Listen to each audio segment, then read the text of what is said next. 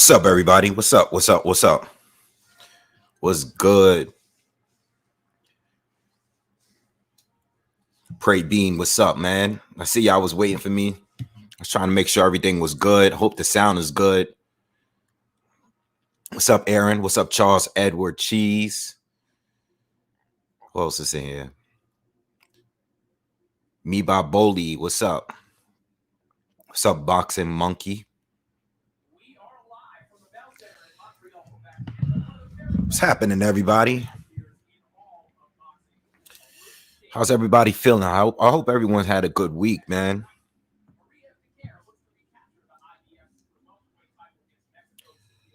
What's up, in viral? What's good? What's good? Deuce, what's up? Tonight's gonna be a chill night, man. It's gonna be a chill, relax, live. We ain't gonna go crazy with the commentary, at least not until the last fight. We're just gonna talk some boxing, just chop it up. Let me just lower this down a little bit. Really looking forward to this main event, though. This is actually my favorite fight of the weekend.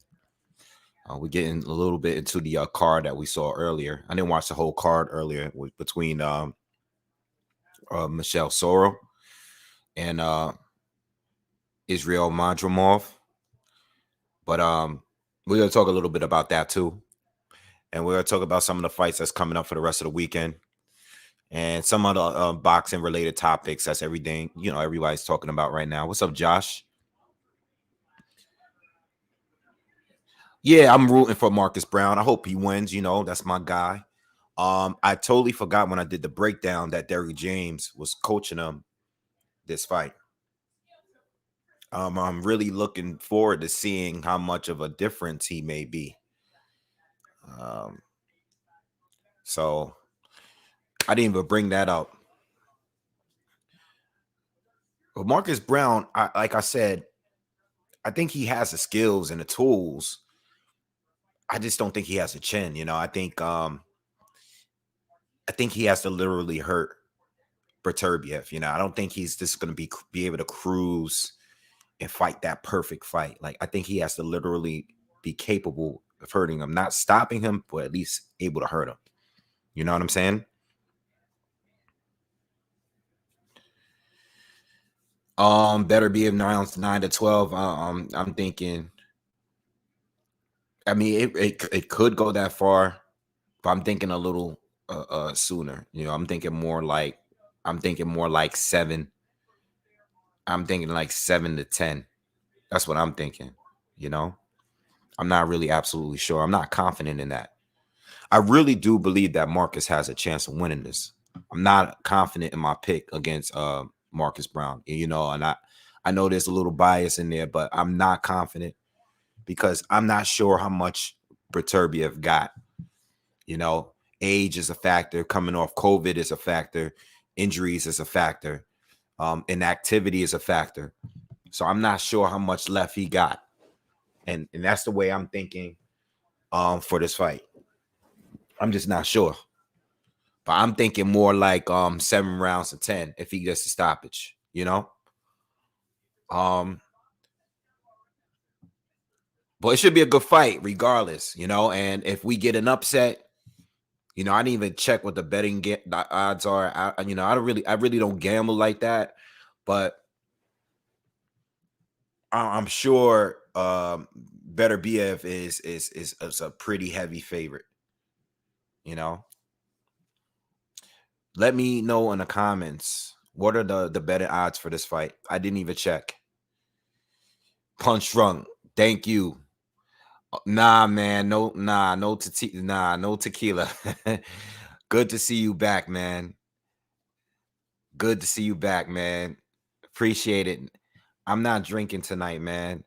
You know what? I might drink some tonight. I might drink a little bit. I might have a drink tonight. I have this new tequila that I'm drinking. It's called Cali Rosa. Not sure if you heard of it. I actually like it. It's pretty good. Check it out. I'm sitting here sponsoring drinks and not getting paid for it. But good to see you. Good to see you back. Good to see you back, man. I'm glad you're doing well. I'm glad you're healthy, man. Appreciate the donation, man. Um, yeah. That drink is a good drink. I think I might have a little something. I wasn't even thinking about drinking, but I might have a little something now. Um, but yeah. This is on ESPN. I'm watching it on ESPN right now, and I'm just watching it on the app. You know what? I didn't even check to see if it's on TV.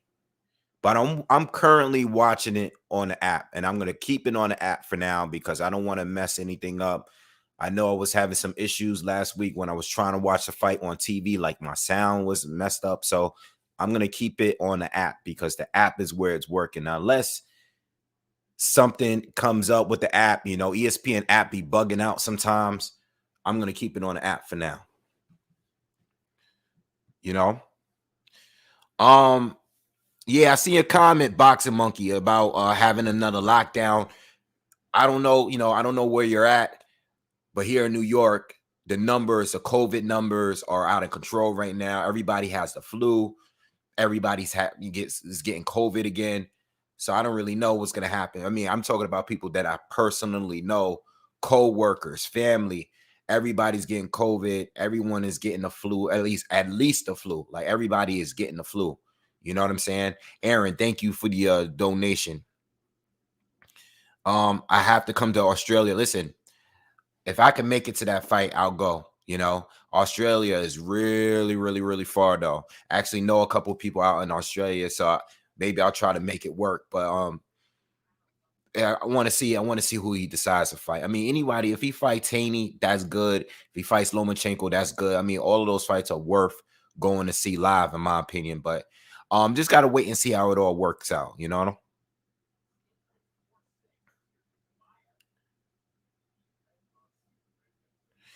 Clayton says the app is false advertising. I had it without a cable subscription and couldn't watch 90% of the content. And I feel you on that. I've had issues when I'm covering this fight. Uh, I know lately they've been covering a lot of the fights that have been shown or that's on cable have been shown on the app lately.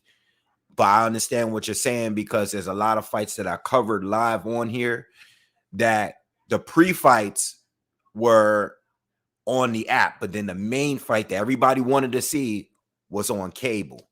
It's like the super fight, the big fights, they want it on television. But as far as the pre-fights, a lot of the pre-fights are on the app. All right, we're gonna get into the card real soon. Punch Perfect Boxing, what's up, man? What's good? Hope everything is good with you. Josh, get better. Yo, real quick, I want to send a special shout out to Tommy Montgomery. He's a subscriber to the channel. Left me a message basically saying he's been going through some hard times. He checked out my last live and he was pretty much saying that, that the live that he was listening to was helping him get through whatever he's going through. And I really hope you continue getting through, pushing, staying strong, pushing forward. And I'm glad to hear that my content is making your life better, even if it's just for a moment, even if it's just for a few minutes. I really appreciate hearing that. And it actually motivates me to get on. I was definitely gonna try to get on tonight, but when I read that comment, it made me like, yo, all right, no, I definitely getting on tonight. You know what I'm saying? And I wanted to get on early just so I could talk because I was gonna get on a little later, closer to the main fight, but I wanted to get on early just to chill and chop it up with y'all and talk boxing. Everybody has a different lane on where they go in order to make peace with themselves. And boxing is one of those things for a lot of people. You know what I'm saying? Me personally, you know, um, my thing is music. When I'm going through something, I listen to music, but something that's a little older, something that's gonna bring back some memories or something, like a time, a good time. You know, you listen to certain songs, certain artists, they give you that nostalgia feeling, you know what I'm saying? And that's my thing. Like if I'm going through something, I'm having a rough day, I usually don't stay angry long. Like if I'm mad, upset, it usually goes away within a few hours, or maybe if I sleep it over, I can get up and go and start my day. I don't really stay mad too long. But normally I listen to music, you know what I'm saying? I don't really come to listen to boxing and stuff, because boxing on YouTube, for the most part, or just the boxing community for the most part, whether you're on YouTube or Twitter or whatever, is a little too hostile. You know, now watching a fight or a live fight might be, you know, something that can throw me off or whatever I'm going through. But like just tuning into YouTube is not. But that's why, you know, I keep a cool channel. I try to stay as unbiased as possible. You know, sometimes I could slip up and be a little biased, and sometimes I'll admit to it. But um everybody just have their different thing, their different space that they go to whenever they're going through something, you know. So I'm glad to hear that people actually come here to listen to my channel, my content, whenever they're going through something. That's pretty cool. That's pretty dope. You know, Clayton Young, good luck to your mom. You know, everybody send prayers to Clayton Young. You know, I hope you, your mom, your family get through this. You know, I hope she's doing all right. I hope your mom is doing okay, man. For real, for real.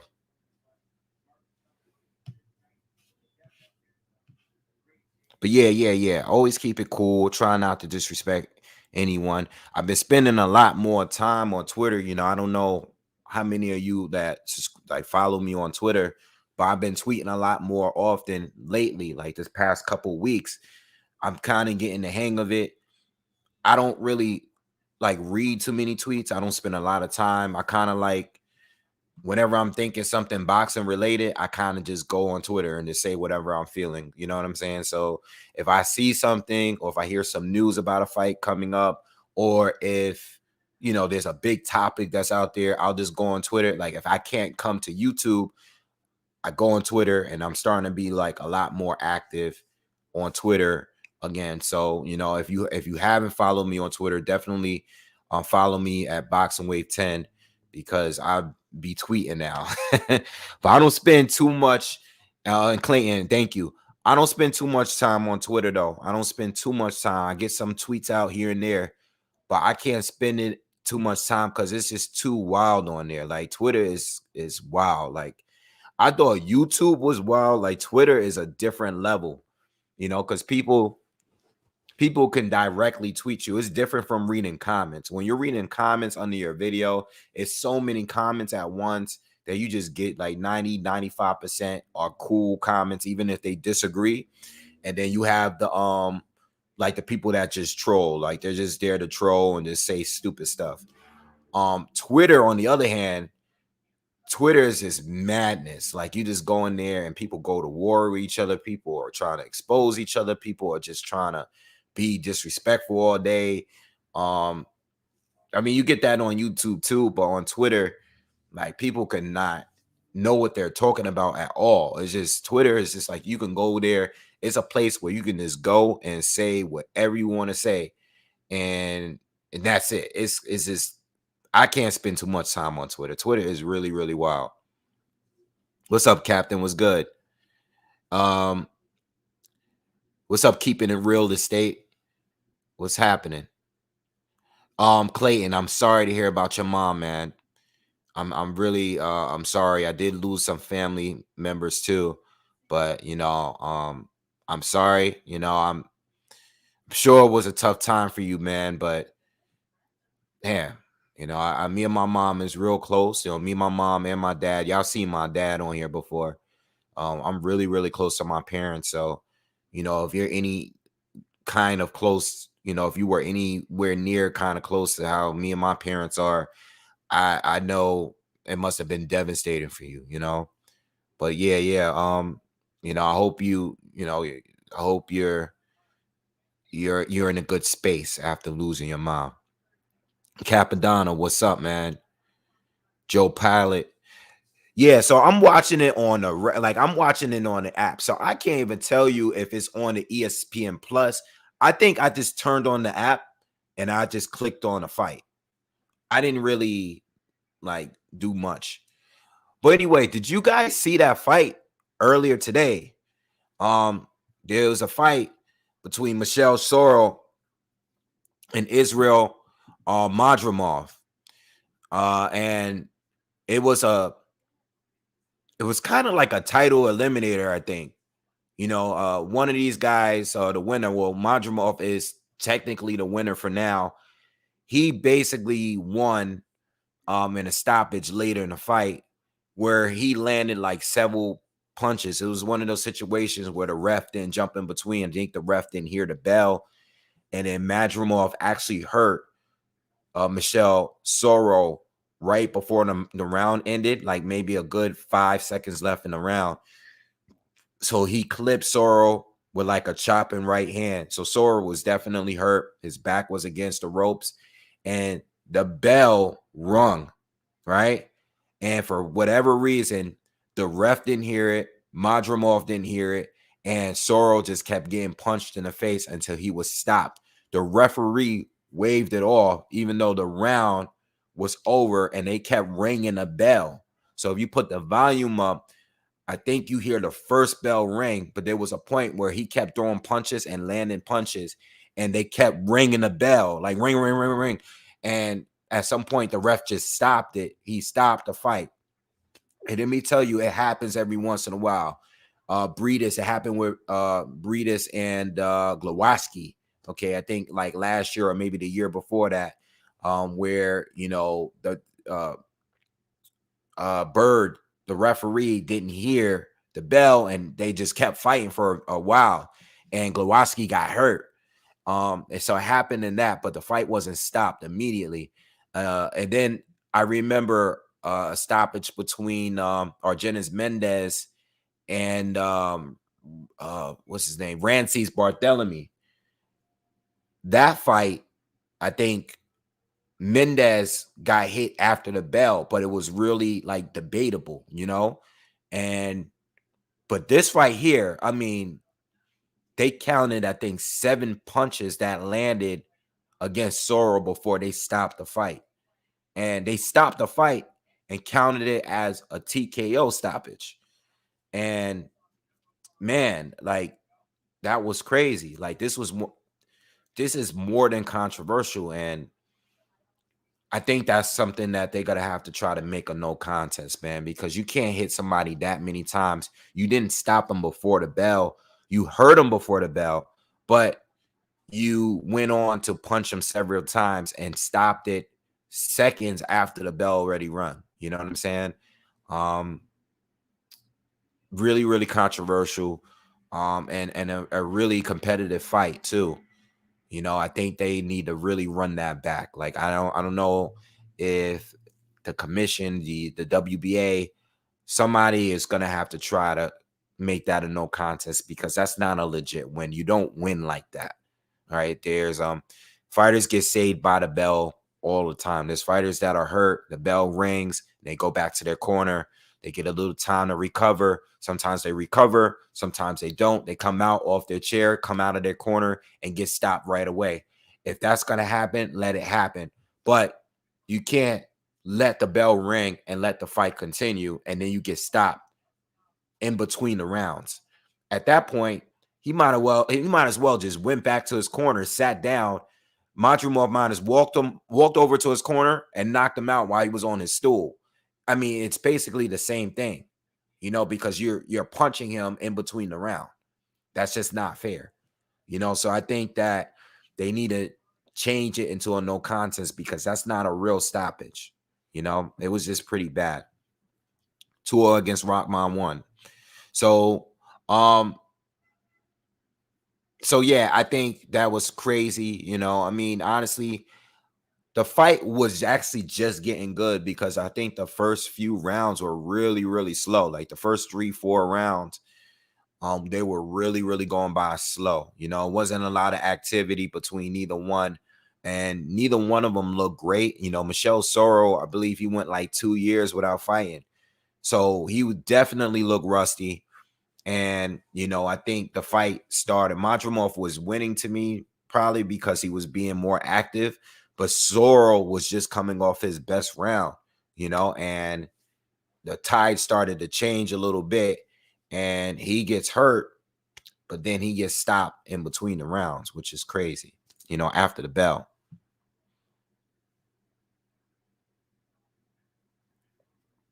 So, yeah, I mean, none of these stoppages or none of these punches after the bell are exactly the same. Okay. I don't believe that Madrimov knew what was happening.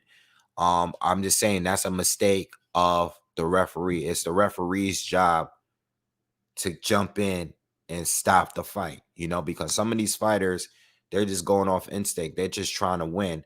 You know, the adrenaline is pumping. They're just trying to get going. You know, sometimes these guys don't really hear the bell. They might know, they might be aware that the round is about to end, but once you're in the middle of an exchange, you just kind of like you're going at your opponent. You want to get your opponent out of there, especially, you know, when they're hurt, you know.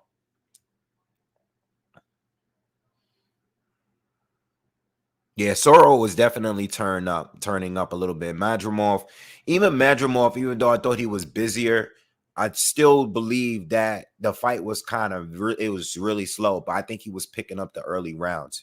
You know, I didn't watch it live though. I didn't watch it live. Like I tuned in, I turned to it. You know, I saw some of the fight with Bekdamir a little bit, but I didn't like watch the whole fight. You know.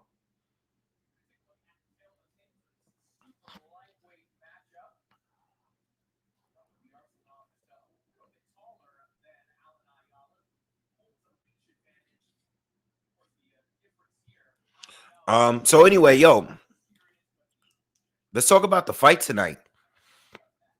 Who do you guys have winning this fight? I mean, what are your predictions? You know, who do you guys got? Is it going to be Beterbiev? Is it going to be Marcus Browne? How do you think both fighters are going to win? Make sure you guys smash that like button, by the way, too, if you haven't already. What do I think of Bivol fight last weekend? I thought it was a good performance. Again, I did speak on it on camera.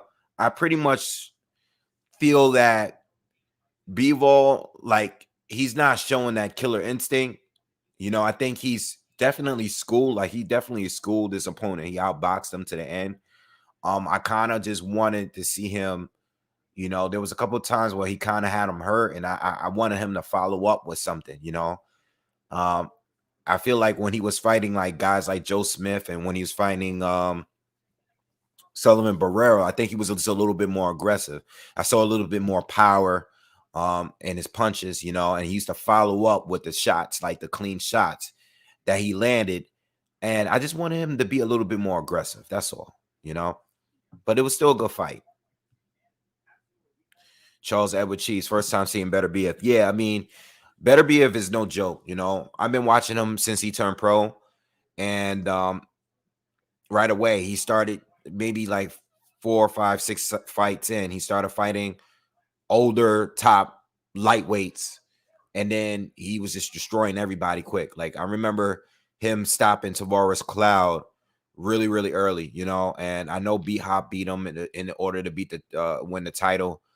But Tavares Cloud was a former champ, and Beterbiev just went in there and destroyed him like in a couple of rounds, you know, made it look easy. So I think he dropped him in the first and ended up stopping him. I haven't seen that fight in years, but he beat up guys like Tavares Cloud. He beat up guys like Gabriel Campillo, who's, you know, a seasoned fighter. We getting some early stoppages. We're on a second fight now, and the opponent, one of the guys are down. I'm going to get to the fights in a minute.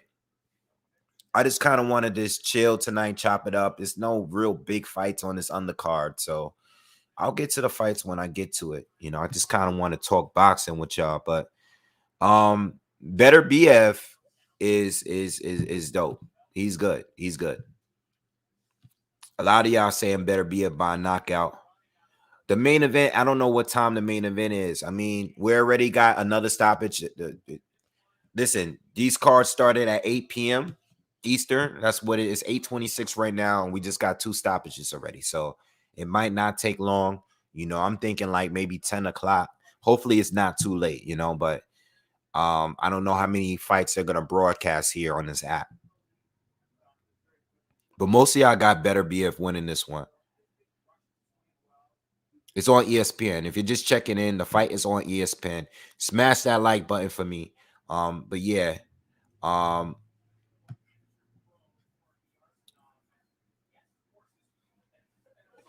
I think Browne has a good case. Like I think you could make a good case that he might pull off the upset just based on Beterbiev's age, inactivity, coming off COVID and injuries and stuff like that. And he didn't look great in his last fight, but he didn't look bad. I just didn't think he was that aggressive. I think he was just trying to shake off the inactivity and go rounds with his opponent. I think he could have stopped him if he really wanted to. But he wasn't that aggressive in his last fight, and I don't think he needed to be. He was fighting a southpaw, which Marcus Browne is too, who didn't have much power. He was much bigger than his opponent, and he kind of just went the rounds with him.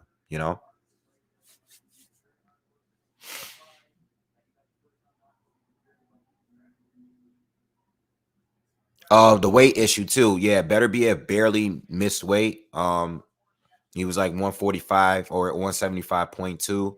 It's not a lot, but you still gotta wonder. He is 36 years old. He is coming off an injury. He is coming off the COVID. You just gotta wonder, is he at his best still? Up there at 36 years old, you don't know how much more he got. He has a lot of power. All right, but how is his chin gonna hold up? Marcus don't. He's not a saw puncher. He can punch, and he's very fast, and he's much younger. It's just that Marcus is more than chinny. He doesn't have a chin. His chin is no good. All right. But he's working with Derrick James for this fight. So maybe he's worked on a few things. Some of the flaws I said, I think Marcus doesn't move his head well. He also doesn't really he kind of just doesn't keep his hands up. And the thing is, when I notice with Errol and when I notice with Jamel, who's also with Derrick James, neither one of them is great at moving their heads. These are really aggressive fighters. Jamel, Errol, front foot heavy fighters. Jamel was not that way before working with Derrick James. Jamel was a boxer, counterpuncher, used his legs, used the ring, worked off the jab. Jamel today is a big puncher. All right. He's a power puncher. He's a KO artist. He doesn't set much up.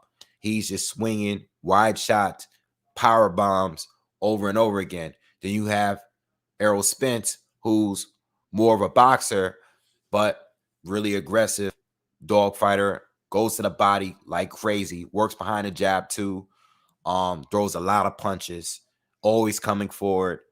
I think if Marcus, I'm just assuming, being that Marcus is going to Derrick James, I'm expecting Marcus to be more offensive.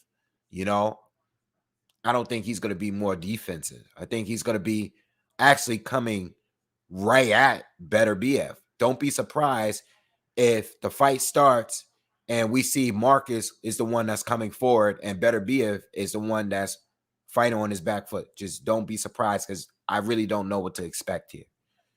You know?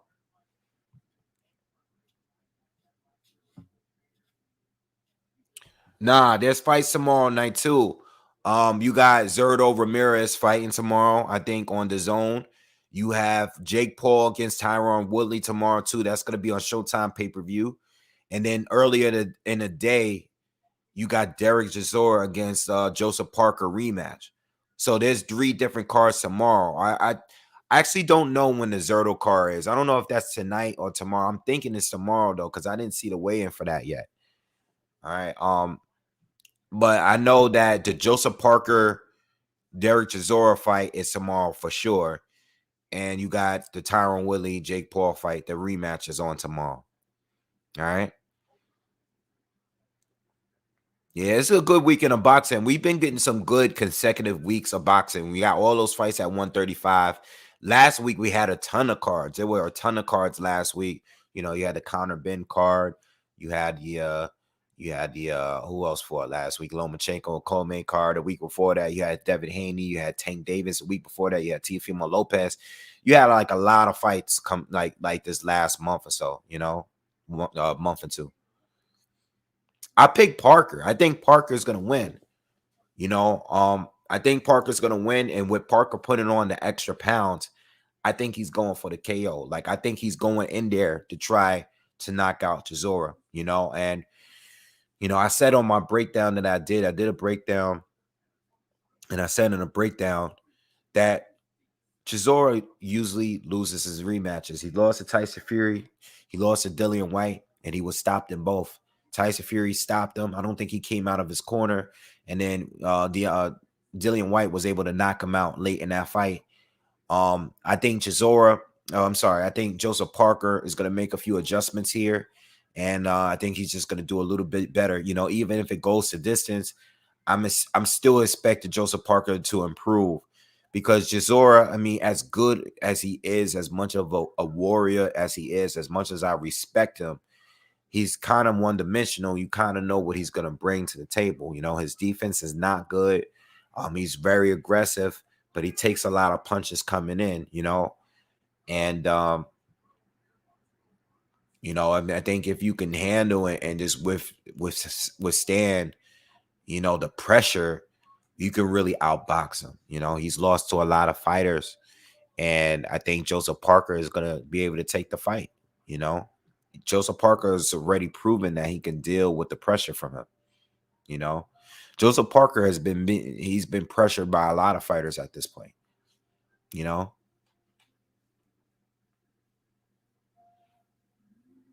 yeah, I think Chisora improved a lot though since he fought. Hey, I think Chisora even improved a lot since he's fought Fury. You know, I just think that he's better at this point. I mean, he's older, but he's been better. I think that the Derek Chisora of the last 5 years is probably better than what he was back then when he got like knocked out by Hay. I mean, with Fury, you couldn't really do nothing with Fury. Give me a second. Let me just get a cup of water.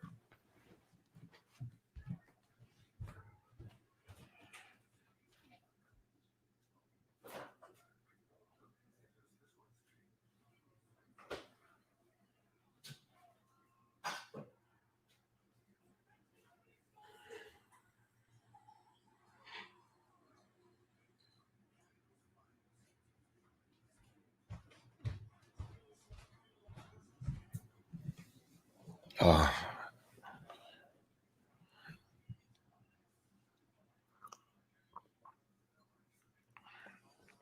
yeah, so I like Chisora a lot. I'm not particularly like rooting for anyone. I just wanted to be a good fight. I thought the first fight was a pick'em fight. I think you could go either way with that fight. It's based on your preference, what you like. If you like Chisora's aggression and pressure, you picked them. If you like Joseph Parker clean punching, you picked them. I mean, it could have been a draw. You could have gave it to Chisora. Um, you know what I'm saying? It really could have went either way, So I wasn't mad at the decision. Um, but it was a hard to score fight. It was really hard to score because I had too many swing rounds in there. What's up, Aquaya? How you doing? Um, Better Pierre Browne is a great matchup. Yeah, this is a great fight. Aquaya, who you got for the fight?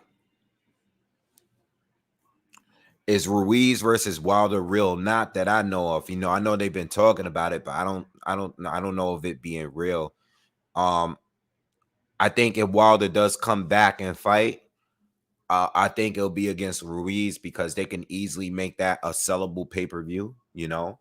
Um, I think Ruiz lost a lot of stock though by losing the Joshua rematch the way he did.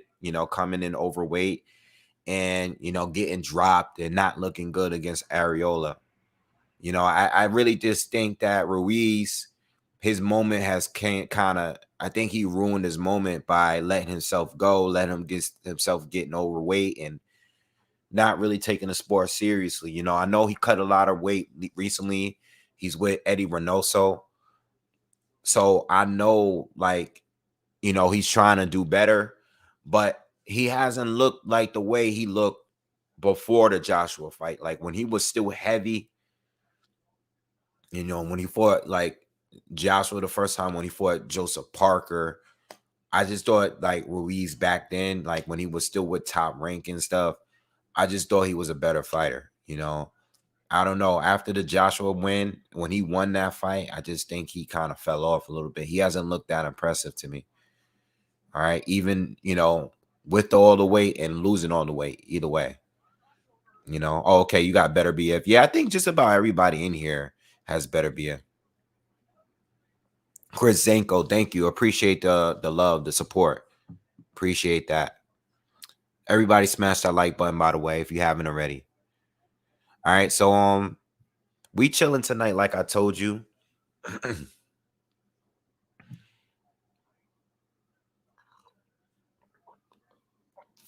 They have a lot of undercards, no big undercards, kind of chilling, waiting for the main fight. Normally I cover all these cards, but we already got 2 first round knockouts. All right. I did read about Eddie Reynoso making that Makabu announcement. To be honest, it's not a fight that I'm interested in. I know that's a fight for Canelo. That's a good fight for him. That's not a fight that I want to see, though. I'm not looking forward to the Makabu fight. I think at this point, it takes more than just size to beat Canelo. You know what I'm saying? It takes more than that. He's a guy, no matter how you feel about him, he's a guy that it's going to take more than just size to beat him. Okay. You got to be an elite level fighter. And I just don't think that Makabu, like I've seen him fight. He's good. He's big, but I'm not getting fooled by that no more. You know what I'm saying? I know they were talking about Usyk the other day. I don't know if that's like something that everybody was talking about, but I seen people talking about it on Twitter the other day about him possibly fighting Usyk. Like Usyk said something about coming back down to undisputed. I'm sorry, coming back down to cruiserweight. I'm sorry. If he comes back down to cruiserweight and Canelo fights him, I don't want it to be at no catch weight. Like, I don't want the guy to be drained. Like, the guy is at heavyweight at this point. If he fights Usyk at the cruiserweight limit, that's great. If it's going to be like one of those things where he has to come down to 190 or something or less, me personally, I'm not gonna be interested in that fight. That's just me. Like Canelo at this point, I don't know, man. Lawrence Okoli would be a more interested fight to me. Marius Breeze would be a much more interested fight. And Usyk coming back down would be more interesting, Makabu, no disrespect. He's good, he's big, he's strong. I just don't think he's gonna be the guy to do it, Like Canelo's already proven to me, like it's gonna take more than size. Just making him fight a bigger guy again, it's not gonna be it for me. For me, And Makabu's big, but that's the only advantage he has. You might say that he punches harder because of the weight he's in, but outside of that, there's no other advantage that Makabu has outside of size. And I know size is a big deal, but it's not everything, Boxing with Sean says Makabu is the hardest puncher Canelo has faced. Okay. Is that all it's gonna take to do it, Ralph Ralph Unreal says Brown got this, Staten Island. Okay. I think that's the first pick we got for Brown. Uh Brown's chin might be tested.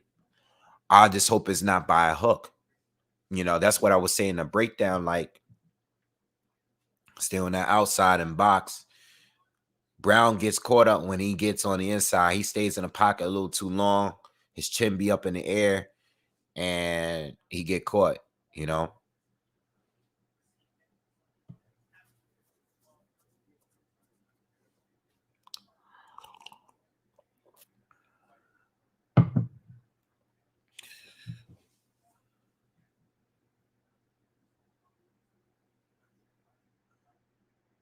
I think Okoli's more interested just because of him being Lewinsky in his last fight, or was that the last? I'm not sure if it was the last, maybe the one before that, but um, I just take Okoli's skill set over Makabu's.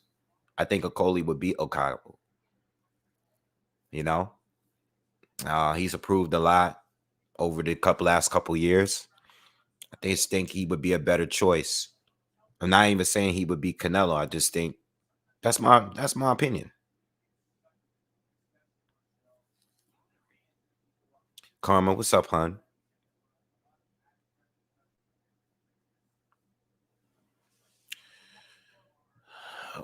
Benavides against Okoli. Benavides from 175. I'll probably lean a little bit towards Okoli for that fight. Gowatsky. Yeah, I've always butchered his name.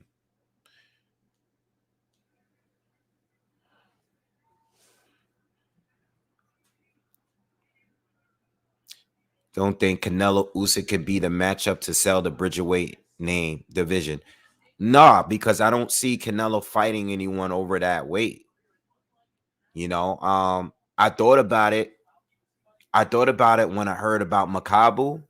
I was thinking about him fighting Oscar Rivas and how that would go. I think I even tweeted that, because once I heard about Makabu, I was like, oh, damn. All right, he's going to go to cruiserweight. Okay. All right. I mean, if he were to fight Makabu, I would be leaning towards Canelo to win that fight. But would he go up to Bridgerweight and fight, what's this guy named Oscar Rivas? I actually thought about that, and you just never know with Canelo at this point. He's very unpredictable. I think certain things are predictable with him, but certain things, like, he made the announcement of going to fight Makabu like a week after he beat Plant, which was like, wow. So I don't know.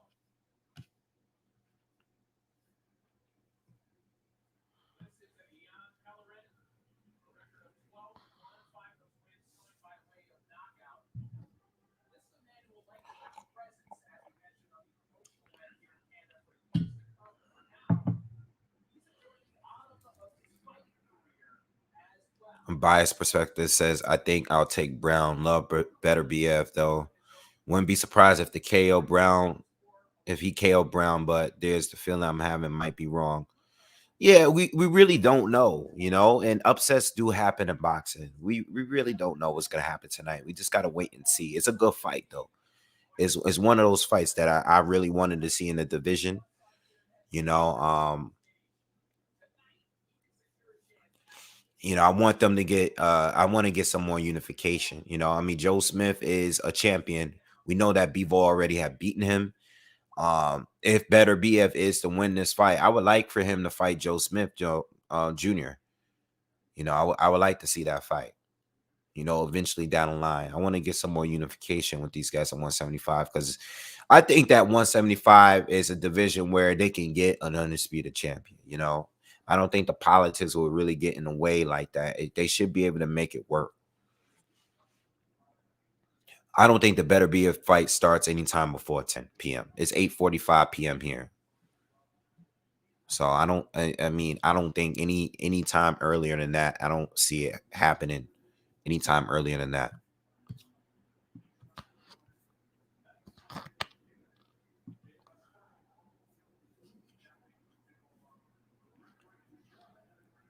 We have the Dakar fight. We got the Francisco Rivas fight. We have the Steve Rose fight. So we have 3 more fights until the main event. So we got a few more fights.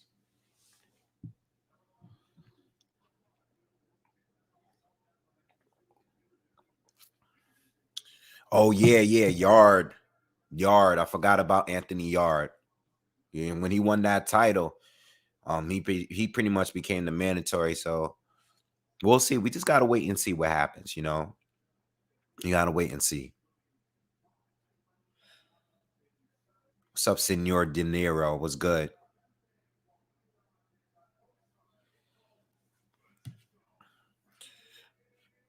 They might start on time because I don't think there's anything going on tonight. It's a Friday night. And this is not an American fight. This is gonna be I think this fight is in Canada tonight.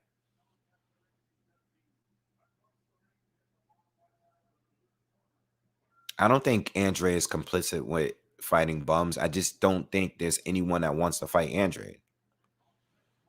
There's no one that wants to fight him. Janovic wants to fight him, but he just started coming around. That's gonna be his mandatory. But he just started coming around. Charlo doesn't want to fight him. Canelo didn't want to fight him, and Triple G doesn't want to fight him. You know, Jaime Munguia has been ranked #1 in 2 different divisions or on 2 sanctioning bodies, and he's not fighting anyone. So I don't think it's really all on him. No one really wants to fight him. You know, people talk trash about Andre and his opponents, but no one is trying to make a fight with him at all. You know, him and Eddie have sent offers out to people. They don't want to fight him.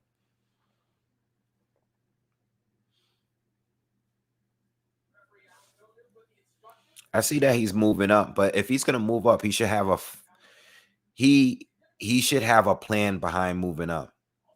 You know, if he has a plan, like if he has some option, like to move up, then you know, if he has a shot, like whatever, if he can get a title shot within the next fight or two, then that would be great. You know, but if he's just gonna move up to move up, I don't see the point.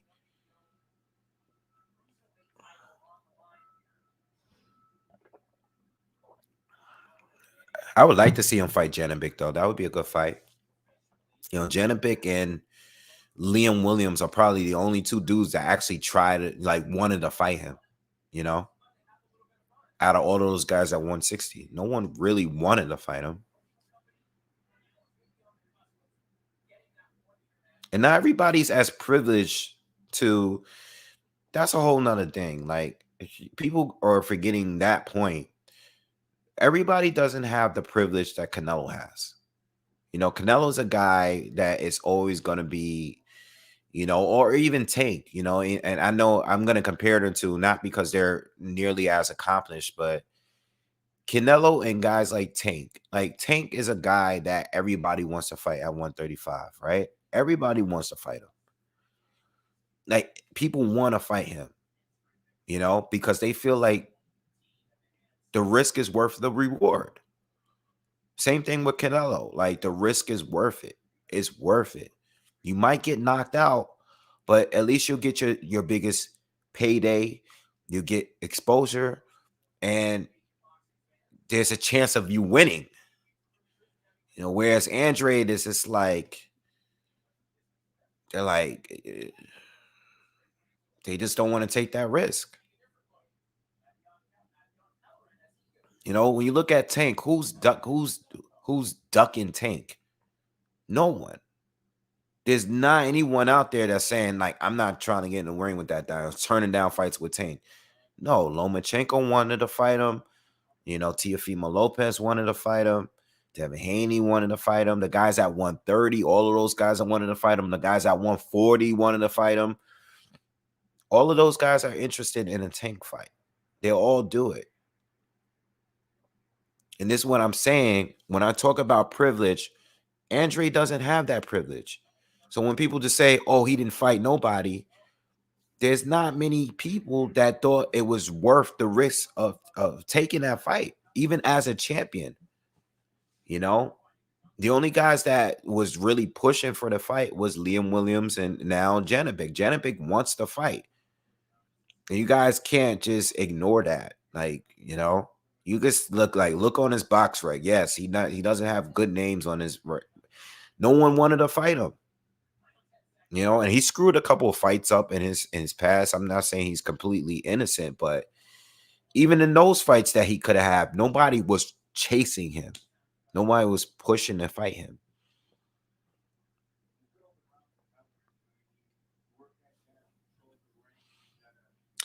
I think I Corte won that fight, by the way, with De La Hoya. But I was a kid when I seen it. I haven't seen it as an adult. So maybe one day I could go back and watch that fight. But I remember watching it live as a kid. I was a big De La Hoya fan at the time. And I didn't think he won the fight. I thought he finished strong, but I thought I Corte won more rounds. But that's one of those fights I have to go back and watch, because watching it as a child and watching it as a grown man is totally different. So I don't know if I'm gonna look at the fight and see the fight the same way, you know? Yeah, Jaron Ennis is one of he has the one, he's one of my favorite up and coming guys for sure. He looks very promising.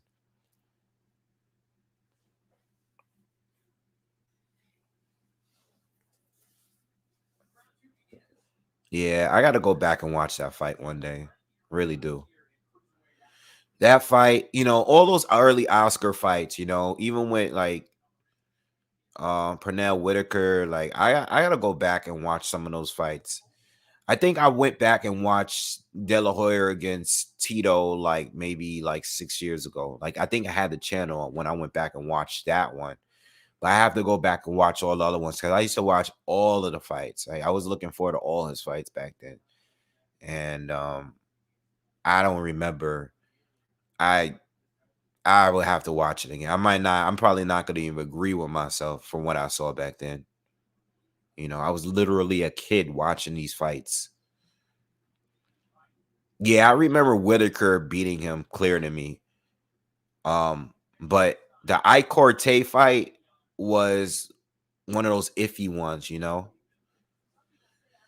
Charles Edward Cheese with the big 500 donation. Thank you, man. Always. Thank you so much, man. Appreciate that, man. Thank you. Thank you, man. I appreciate it, man. Appreciate you, man. All of the donations. Thank you. Damn, I'm never expecting it, man. But thank you very much, man. I appreciate you, man. Thank you. Um, yeah, I think most of us had Sweet Pea beating Oscar.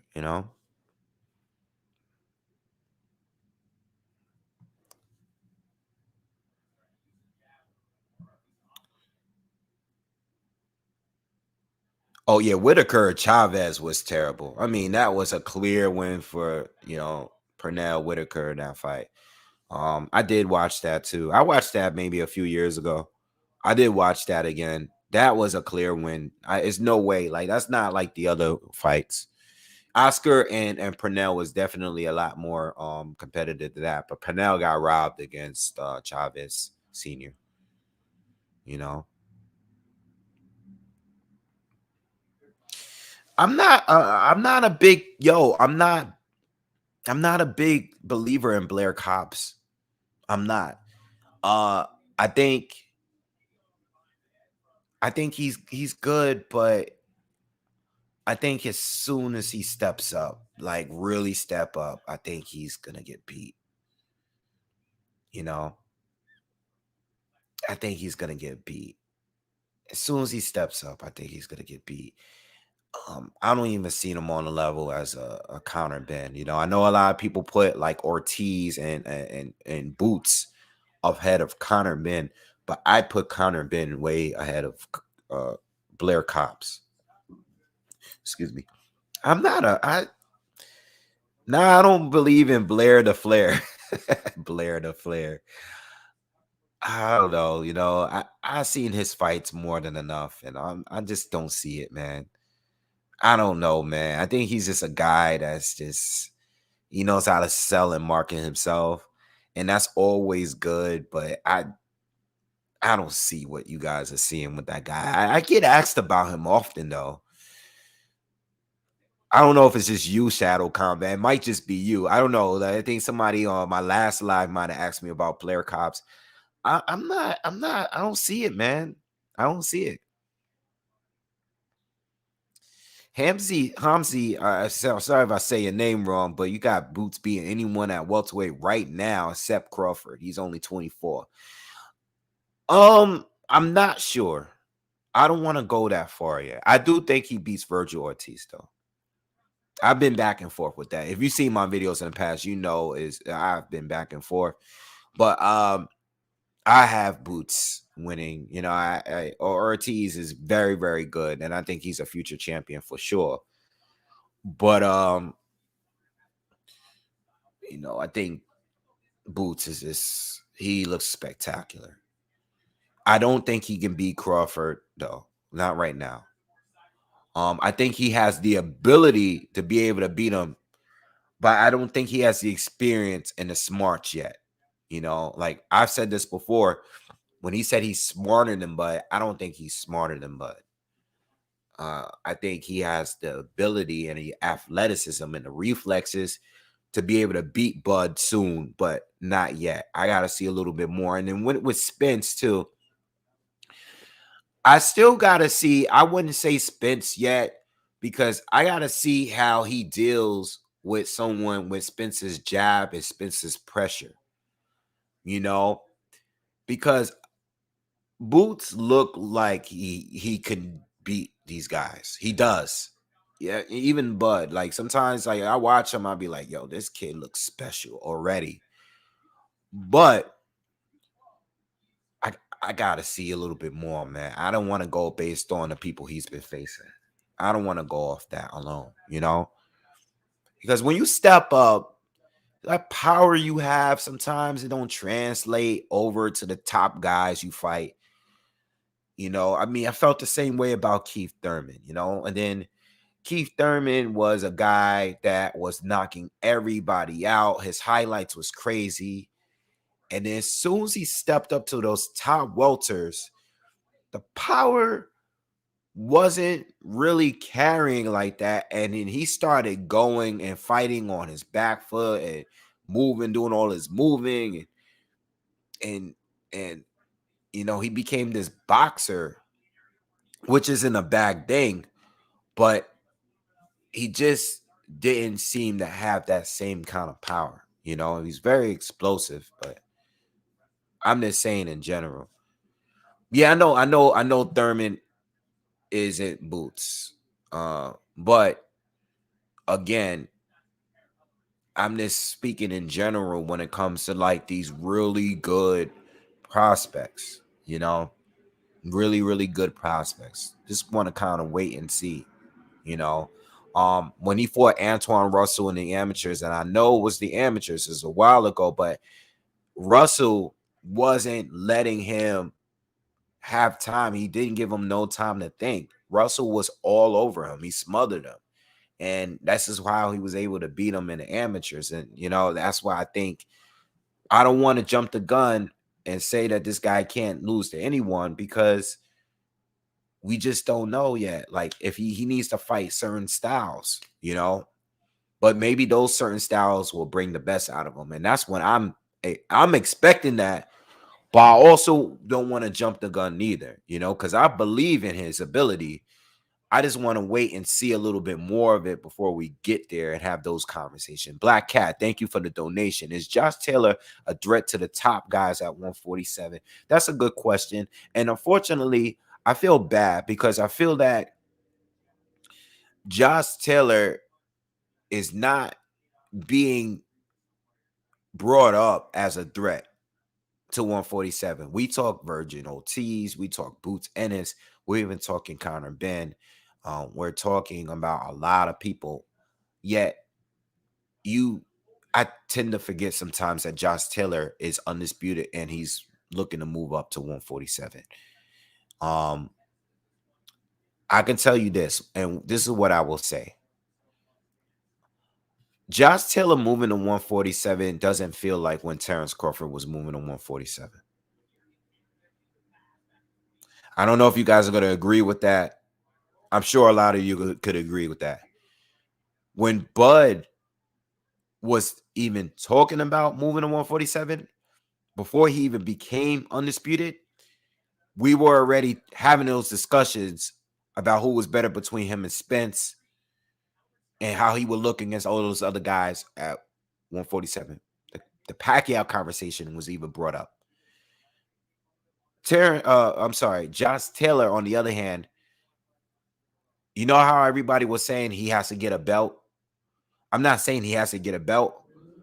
I just want to see how he looks against a top welter before I can even include him into that, because as good as Josh Taylor is, I'm not sure if he could beat Virgil Ortiz, Boots Ennis, Spence, Bud. I'm not sure if he can just jump in the division and beat a top welterweight out the gate. I think he can beat some of the older guys on their way out, like a Keith Thurman or, maybe some other people, but I'm just not sure with Josh Taylor yet. You know what I'm saying? I think he'll do good against Ugas. If they were to fight stylistically, I think he would do well against Ugas. I think he would do well against Virgil Ortiz. I don't think he would do well against Ennis at all. I don't think he would do well against Bud, and it's a huge possibility that the Bud fight will happen. I don't even know how he would do well against Spence, and Spence is another question mark, man, because as much. This fight is horrible on TV. Yes, I know. I'm ignoring it, guys. This fight this fight that's on right now looks like a street, like there's two guys in a bar just fighting. This doesn't even look like a boxing match. Like neither one of these guys, I don't know why they would televise this fight. And if you just tune in, just if you have it up, take 10 seconds of your time and just watch this fight. It's bad. And I'm not talking about this fight. This is why we're just talking boxing right now. All right. But yeah.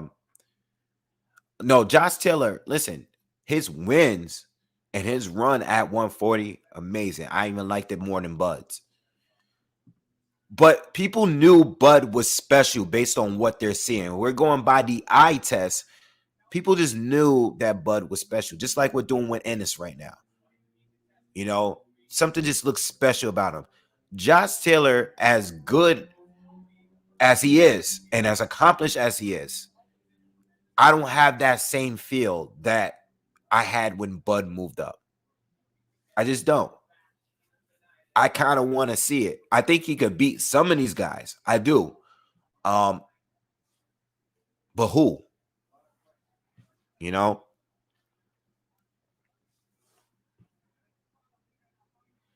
I don't know why the Gamboa fight would have hurt Bud's reputation at all, because Bud was still at 135. Gamboa, I think that fight was in 2014, and Tank and Haney fought him recently. I don't know why, I think people just didn't like the fight because of the fact that he was bigger than Gamboa. He was bigger than Gamboa, and Gamboa didn't accomplish much as a lightweight. Gamboa still fought very well, though. His boxing ability was well. The thing about Gamboa, people tend to forget, Gamboa was the best prospect in the sport at one time, and arguably a pound for pound fighter at that time. I mean, he was just so fun to watch. Not like number 1 or 2, but he might have been at the end of your list. If we're talking about the eye test, Gamboa gave us some great fights on his way up. Defense sucked, chinny, but man, the way that he destroyed people, his speed. Gamboa was one of those dudes, you know. Um, who was the other fighter that came up with Gamboa that lost to Salido? What's his name? I can't think of his name. Gamboa, never. Him and Gamboa was supposed to clash. Did Salido derailed him? Who's the other fighter? You guys know. I know Sean. Sean, if you're in here, you definitely know. Who's the other Puerto Rican fighter? The Puerto Rican fighter that lost? Juanma. Juanma. Um, Man, I wanted to see that fight, man. But Salido screwed that up, man.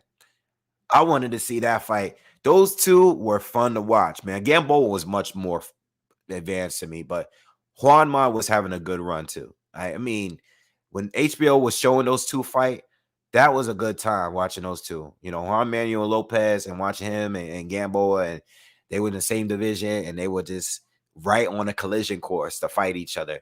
That was a good time watching boxing, watching Gamboa, man, fights. He was good, you know. Mikey, I started watching him a little later. Mikey came around a little bit. Mikey Garcia. When Mikey started getting his run at 126, that was a good run too. But their runs weren't like Gamboa. Gamboa was good. And then it just got to a point where he just started getting a little bit sloppy. And by the time he fought Bud, I don't know if it was that whole crap with 50 Cent. That whole thing screwed him up a little bit too. You know, because it was with 50. Remember, 50 was promoting with boxing. He had Andre Durrell for a little bit. Remember, Andre Durrell went and retired for like a couple of years because he was still under contract with 50. So 50 had like a small stable of fighters. He had Billy Dibb, right? I think he had Billy Dibb. He had a small stable, and shit was not working out with Gamboa, you know. But yeah. Gamboa was wild, man. He was one of those guys, you know, and people were comparing him to like great fighters at that time. Yeah, Gamboa was a reflex fighter for sure. Yup. SMS Promotions. Yeah. SMS. Man, you had SMS, and then you had Rock Nation. Remember when Rock Nation came out? I had a channel at that time when Rock Nation came and did their show. Who else? They try to pick up a bunch of PBC guys. You know, they were throwing a lot of money. They were doing like basically what the Zone was doing, but it wasn't working. You know, the Zone worked out because of the timing and, you know, HBO falling back. And, you know, the Zone had a lot more money to play with. Rock Nation, it seemed like they was just getting shut down left and right by everybody. You know, they didn't really get their foot off the ground like that. They tried to sign a lot of people. You know, I know they were trying to sign a lot of people. I don't want to say all their names because some of them told me not to say anything. But I remember at that time, Rock Nation was going on a nice little run trying to sign fighters and stuff. Yeah, they offered Browne a lot, and Browne like said no disrespectfully. I remember that time.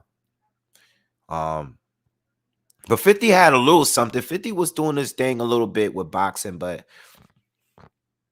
you know, I remember at one point I always wanted to be a boxing promoter. You know, I remember when I started this channel, I think that was like one of my goals to be a boxing promoter. You know, and I think when I first started this channel, like as much as I followed boxing, I didn't follow the politics nearly as much. You know, I followed the fights. Didn't follow the it was when I started the channel, that's when I had to stay sharp on all the news. And I think the news and the politics just made me like lose interest in having anything to do with boxing outside of just, you know, doing commentary. You know, I didn't want to do anything with boxing because it was just so corrupt. You know, it's just so like, and to get your foot in the door, you know, you still got all the old timers that's trying to control everything, you know. It probably would be Wave Promotions. It would probably definitely be Wave Promotions for sure. But yo, that's real shit. Like when I started this channel at that time and before that, I was like, man, I want to be a promoter. Like, I want to be a boxing promoter. I want to have boxers and fighters and stable fighters. I thought about that back then, but I wouldn't want to be involved with boxing. Like, I don't even want to be involved with the fighters now. Like, I don't even want to be cool with these people because it's so corrupt. Everybody's so fake, and I don't want to have nothing to do with that. Like, it's boxing is filthy dirty. Yeah, I've noticed the videos that the LDBC has been putting out. I've been watching Barbershop Conversations, and Trail Boxing Talk. You know, they just did an interview with Mickey Bay. I watched like half of that interview. I didn't watch all of it. Um, I noticed that they're going at Mayweather and the PBC. And I really don't have nothing to say to that. I mean, that's their business. It's not really my business, you know. I've been, you know me, I'm not a promoter fan, you know, I'm not a network fan, you know, I just want to get the fights. And that's always been my stance, and that's always gonna be my stance.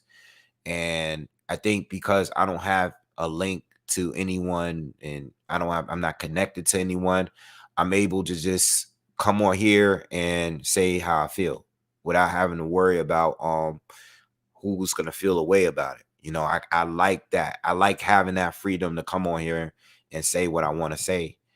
But yeah, I noticed the difference. You know, I can't speak for everybody in the LDBC. I have been listening to Fred's videos though. He's been going hard, like putting out 2-3 videos a day talking about the PBC. I did notice it. But yo, it is what it is. You know, I mean, I know 78 Sports TV, even from back in the day, he's never really been a fan of Floyd Mayweather, you know, at all. So I mean, even when we were cool and listening to his videos back then, he wasn't a fan of Floyd then. So I'm not surprised, you know, but I'm not getting involved in all that. You know, I think most of it, oh, and shout out to Clayton Young. Thank you for the donation, man. Uh, you have anything to say about the whole NBF thing? A lot of other channels are making their content focus. The NBF thing, I'm not familiar with what you mean or what you're saying. Just let me know. Just elaborate. Maybe I do know, but I don't know based on this comment. Um yeah, so what I was about to say,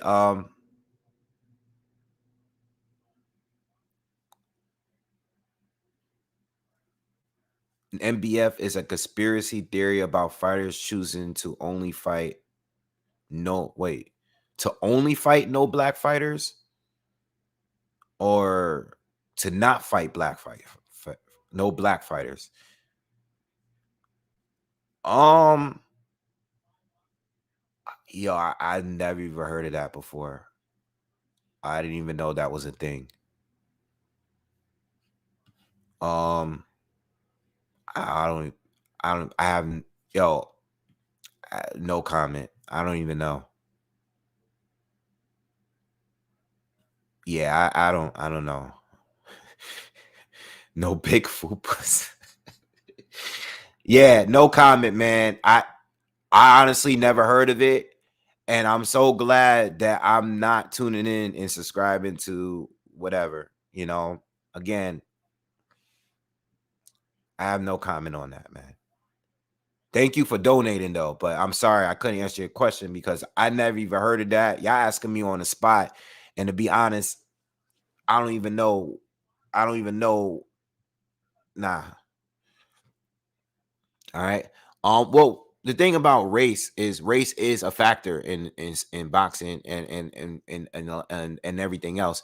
I just don't like when people force it. You know, I have a problem with race hustlers. Like, I have a problem with people that make certain things about like certain topics. Like, race is a factor. We can't ignore that in a lot of things. A lot of people opinions, a lot of people views and stuff. A lot of it is based on race. People are influenced by race. Unfortunately, it's that way. I don't think it's a good thing, but unfortunately, especially here in America, it's that thing. But I don't like when people take something that has nothing to do with race and they make it about race. And it's annoying because, like I always said, it's like the boy that cries wolf. You can't make everything about race, because if you do, you're watering down the real racial issues that's going on, like a real racial issue. So if it's a real racial issue and you just say race, race, race on every single topic, where sometimes somebody might just have an opinion that's different from yours and you call them a racist. No, and in fact, and my stance is like, listen, being pro-black, I'm pro-black. I consider myself pro-black, right? But I don't consider myself pro-black in the same way that a lot of other people consider pro-black. Because sometimes pro-black to other people mean hate other people, and that's not the same thing. You know what I'm saying? So I am pro-black. Yeah, there's racial bias in certain fights where I want the black fighter to win. If I'm not familiar with the two, I might want the black fighter to win. But I'm not gonna get mad if you want the Eastern European fighter to win.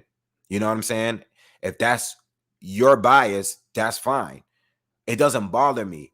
If you're a Mexican fan and you're picking a Mexican fighter to win because you're Mexican, then fine.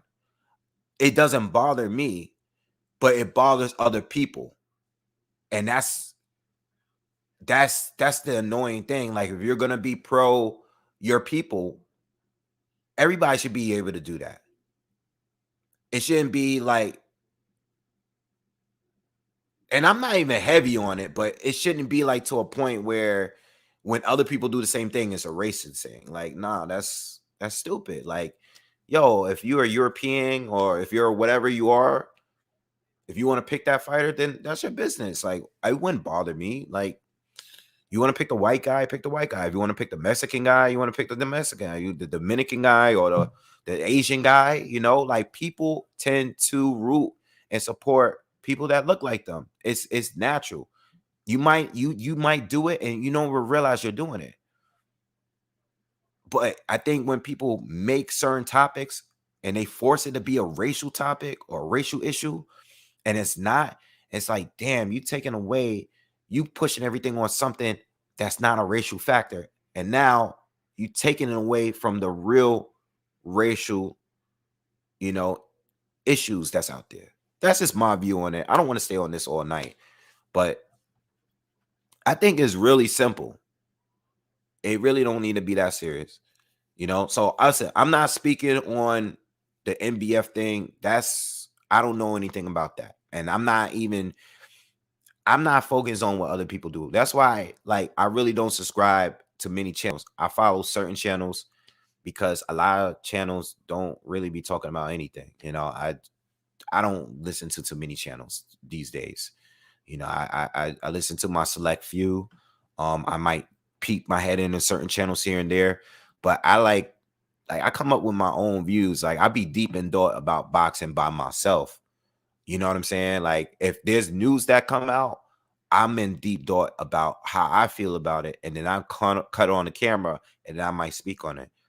Just like I was talking about last week, I did a video about the sanctioning bodies and how I feel like more fighters should stand against it. If you devalue the titles or the sanctioning bodies, and for the bigger fighters, not the up and coming fighters, but if the bigger fighters have said, "Now we don't want that belt. We don't want that belt." But if they were to still go on to fight the best fighters in the division, then we wouldn't need the belts. The sanctioning bodies will be working for you. But I feel like the fighters at times, they be working for the sanctioning bodies, because the sanctioning bodies will put, they're playing chess and they putting certain pieces around and making you fight certain opponents that nobody want to see you fight. Like, yo, if you're the star, just fight the other top fighter. People will respect you. It doesn't have to be for a title. Now I know you could promote it as a title. It's good marketing, but yo, if you giving us the good fights, it don't have to be undisputed. If you're giving us a good fight, people are going to respect it. People are going to look at your resume like, ooh, damn, you fought this guy, you fought this guy, you fought this guy. These guys are top dudes. People that know boxing are going to know. I don't know. Whatever. Get off that, because I don't want to stay on that. I know y'all trying to war with each other in here. I'm not going through all these comments, man. But let's get off that, because That's exactly what's the problem here. Like everybody feels like their opinion and their view is the right view when it comes to race. Leave it alone, because everybody has a different view on it. You know, everybody has a different view. Everybody's the truth in their mind. Like, leave it alone. It's corny. It's just, I would love, about this channel. One thing about this channel, there's so many topics that I would love to discuss, but it's just not the platform for that. It's not. It's not. There are certain channels that speak on a lot of things outside of boxing, right? That's cool. That's their platform.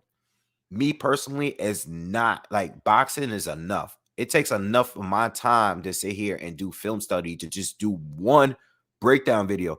And sometimes if the fighter is not popular, I only might get like 200-300 views. Nobody's gonna look at that.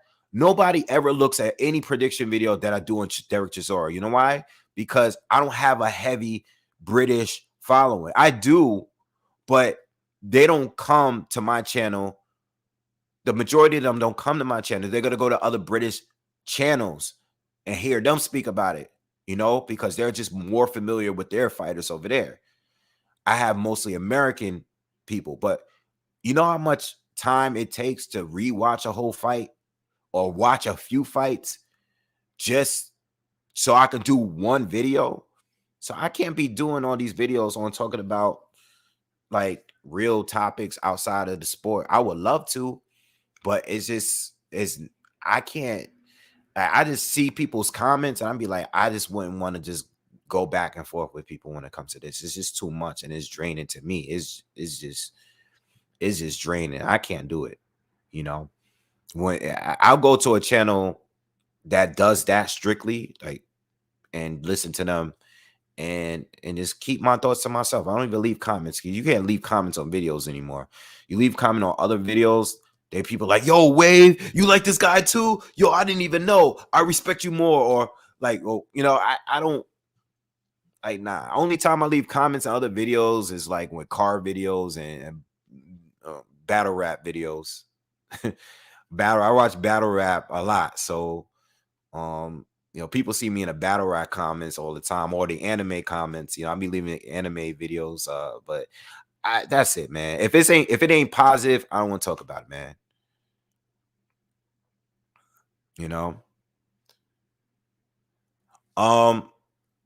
It looked like ESPN just went down.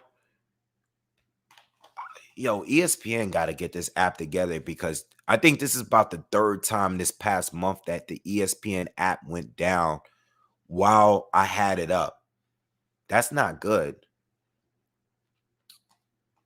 So I'm going to go and see if I'm going to use this time now to see if the fight is on ESPN. No, it's not. The NBA game is on ESPN right now. So they don't have the fight. And I wouldn't expect them to show this fight on ESPN channel.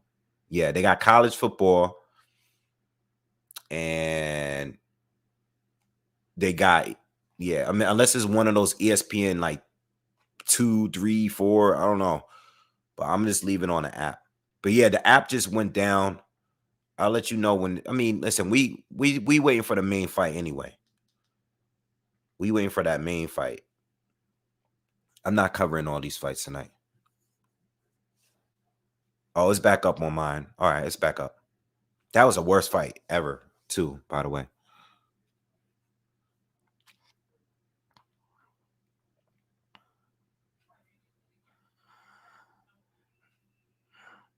Nah, I can't rap, man.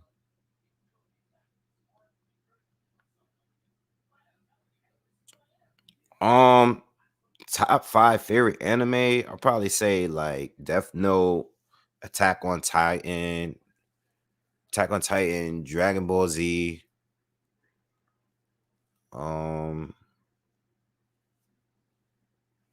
What else is up there? Hajime no Ippo, the boxing one. That's one of them ones up there too. I don't know. It's too many. I have to do another video on that. Yeah, this fight is worse than Rigo and Casemiro. Like that fight, this fight here is like two drunk dudes in a bar just fighting. I mean, you might actually. It's more fighting. It's more action in this fight, at least though. I don't know who's commentating because I had the volume down pretty much this whole thing because I just been chatting with you guys.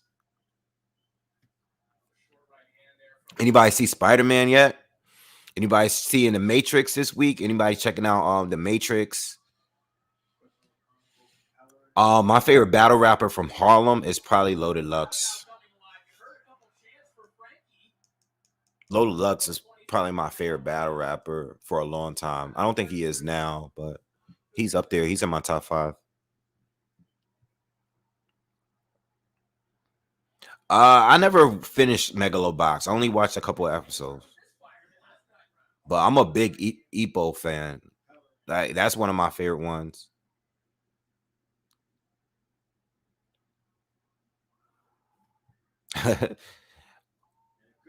Mark Christopher, thank you. Harlem Hospital giving beds out. Well, that's exactly why you hear these ambulances all day. Because I don't live too far from there.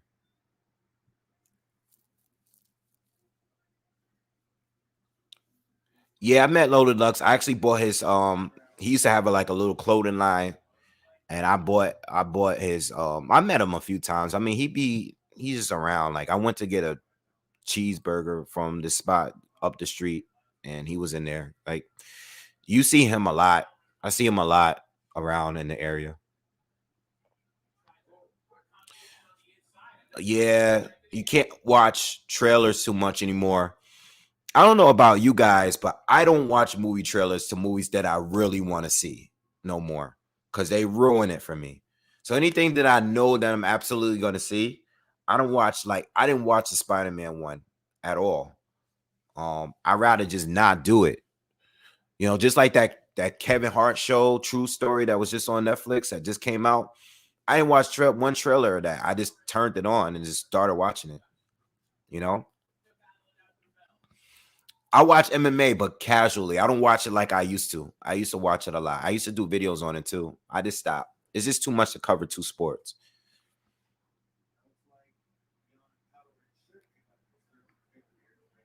I have no idea why Andre Ward is not commentating in person. Not lately. Lately he hasn't. I have no idea why.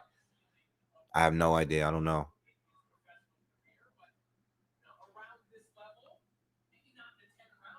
Yeah, he's probably not vaxxed. Yeah, good point. Good call.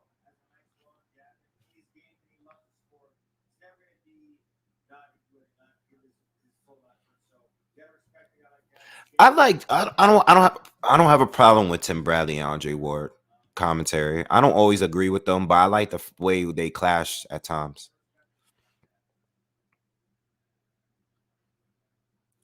I like I love Lux, but I like Daylight. I like Daylight right now. Yeah, y'all coming at me quick with these questions, man. Y'all coming. We talking about a whole lot of things but boxing. Yeah, I hope the Matrix don't let me down, but I'm definitely gonna see it this week. I'm gonna see Spider-Man this week too, for sure. I'm gonna sneak in the theater. I'm a morning movie theater goer. So I haven't watched the NFL and heavies in the last few years, to be honest. I'm way out the loop with the NFL. I just watched the NBA. That's it. Football and baseball the last few seasons. I haven't been. I'm like out the loop. I go to games, but I haven't been following it like that.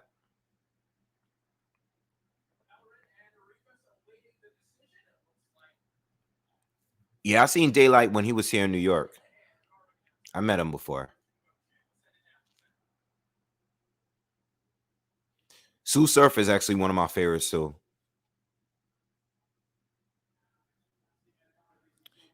Yeah, the first Matrix is a classic. Or the first two for me. I love Reloaded.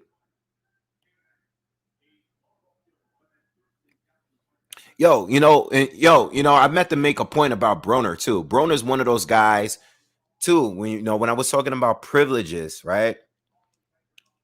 K-Shine is cool, but I'm not crazy about K-Shine like that. I don't like him nearly as much as Clips and Lux and even Mook. Um, was about to say, the thing about Adrian Broner is another guy, like, that's what I mean, like, when it comes to privilege. Broner's a kind of guy, like, everybody wants to fight him. Broner literally doesn't need to say a word. He doesn't need to fight, yet people will still call him out. You know, this is what I'm saying. This is what goes back to what I was saying about Andre earlier in this video. Broner does not need the fight. He will get the phone call for the fight. You know, I mean, what earned him a Pacquiao fight? Like what? You know what I'm saying? Like, it's just Broner is one of those dudes that he can just chill and anybody is willing to face him. You know, and it's not like you even getting no huge payday against him at this point. You know, his numbers ain't going to be crazy at this point. Like, he lost a lot of buzz. Yeah, I like DNA. DNA is cool. I've been a fan of DNA for years. His battle against Los the other day, that was crazy. That battle was crazy. I saw that battle last week. King Los, that was a good battle.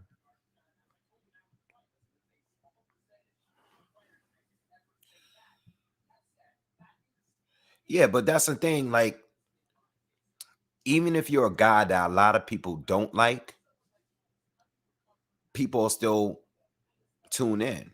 That's part of the reason why Floyd did so well with those pay-per-view numbers, because they were able to convince people wanted to see him lose, and they were able to convince that his opponents was going to be the one to beat him.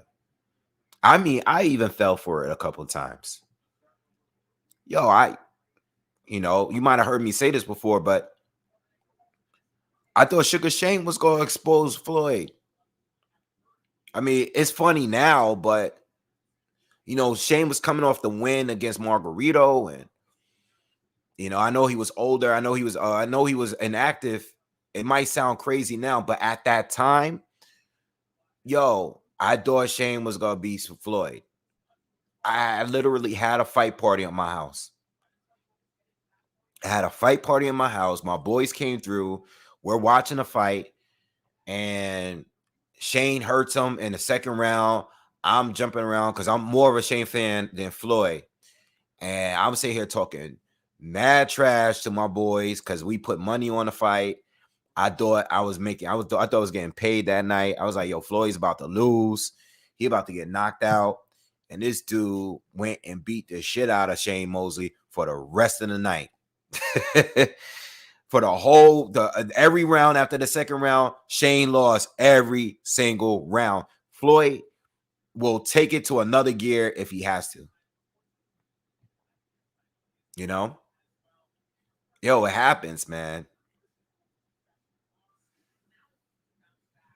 People wanted him to lose. And it's not that I wanted Floyd to lose. I just wanted him to lose against Shane. But, you know, people wanted him to lose. You know, they wanted Marquez to beat him. They wanted Guerrero to beat him. You know, people did not like Floyd, and they thought that these fighters, hey, just be aggressive, and it didn't work. So actually, it's good when you have people that want to see you lose because they're gonna pay.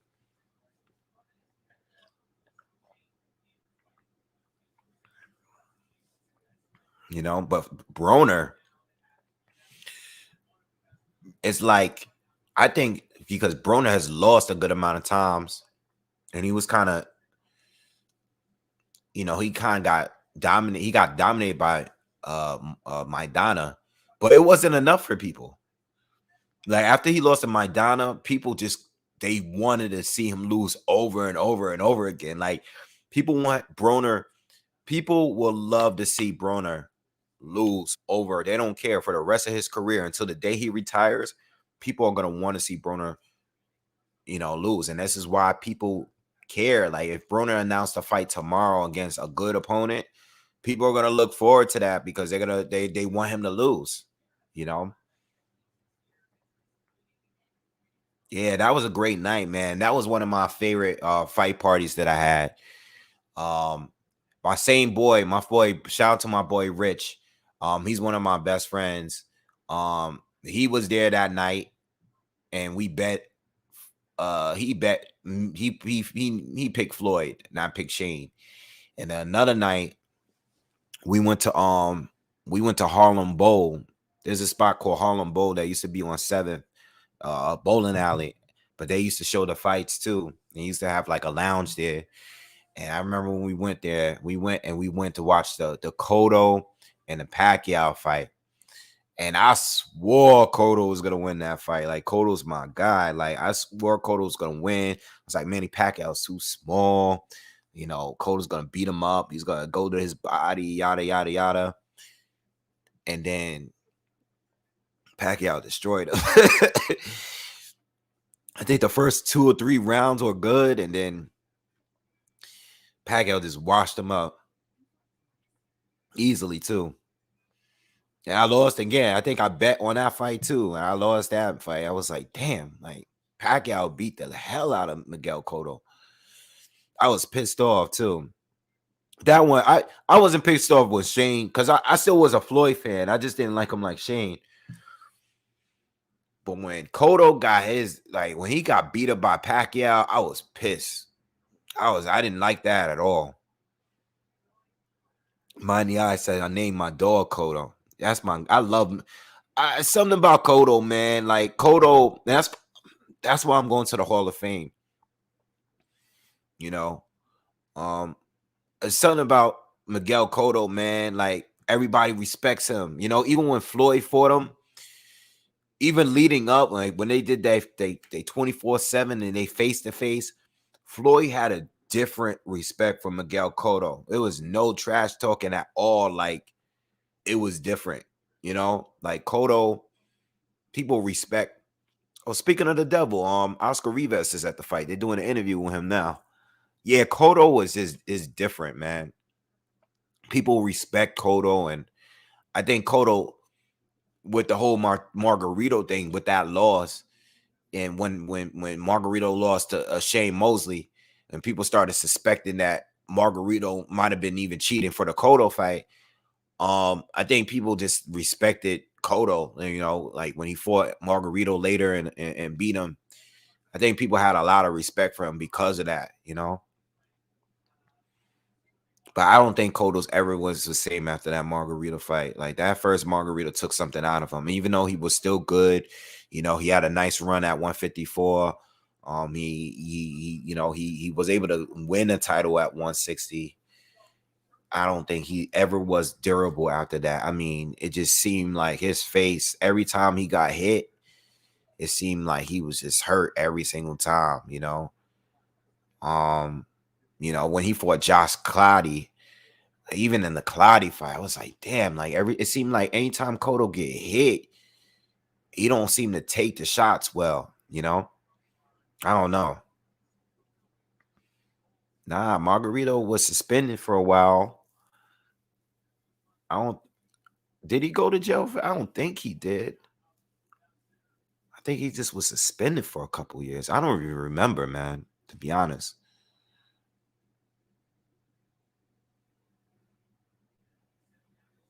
I really don't pay attention to what these tattoos these dudes be getting. You know, I'm not a tattoo guy. I don't have any tattoos, but it's not something that um I wasn't really like paying attention to like what people tattoos and stuff. Unless they're like really bad, nasty tattoos. Like there's certain people, I'm not gonna name them, but there's certain athletes, not boxers, but athletes in general, that I feel like got the worst kind of tattoos. But I appreciate good tattoos though. I do like good like art.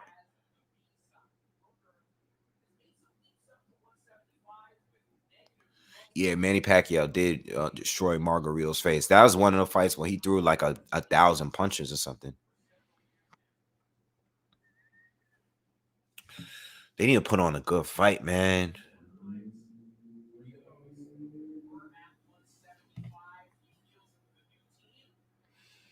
Yeah, Mike Tyson's face tattoo.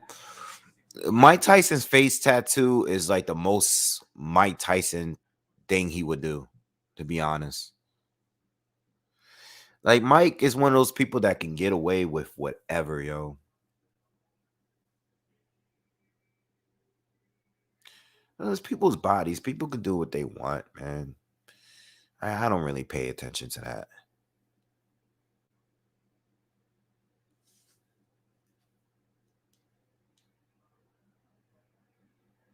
Who's this? Oh, Steve Rose. Steve Rose is coming to the. Steve Rose is coming out and he's upset about something. I don't know. He's just, I don't know. He's just shaking his head. I remember Steve Rose when he fought Triple G.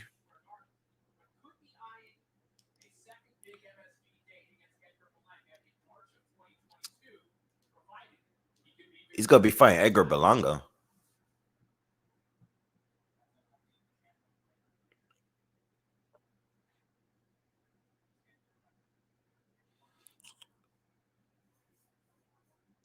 What is he up? So he's really upset about something. He's complaining to the ref. He's complaining to his corner about something. I don't know what's going on, but he needs to get in the game because he's in the ring and he's about to fight. And whatever he's got him ticked off, like he needs to just focus on the fight. Like you about to fight, dude. Whatever got you angry before you got in the ring, let that shit go.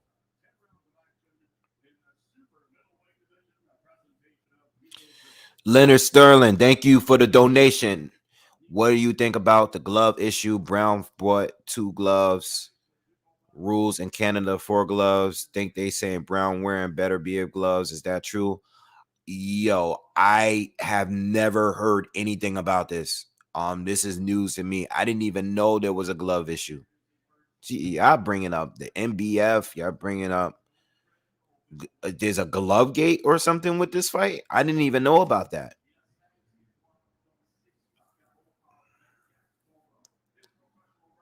Oh yeah, because of the mask.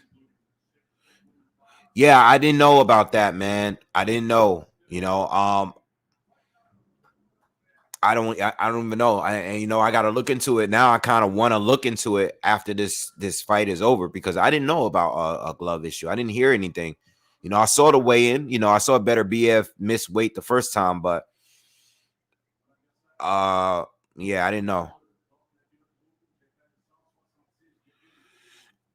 Edgar Berlanga fighting Danny Jacobs in New York. I mean, that would be a good New York fight for sure, but that's not something that Berlanga should be doing right now. Like Berlanga needs to improve and work on his skill set. He shouldn't be fighting like vets like Danny, you know. Because Danny, I noticed with Danny, he fights better when he steps up. When he fights the best opponents, he's much better. And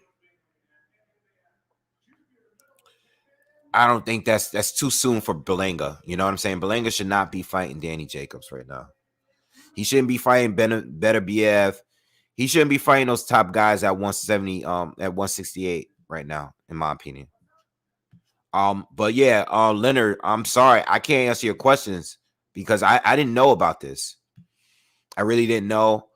Someone said I just read a comment somewhere, and someone said that Marcus Browne is wearing puncher's gloves. I mean, look, I think Marcus is coming in to try to get a stoppage here. Again, he is being coached by Derek James, and both of his fighters are punchers. So I don't think Marcus Browne is coming here to try to outbox and just simply outbox. I think he's going to try to get a knockout. As I said, don't be surprised in this fight if this guy is going to be coming forward straight out the gate.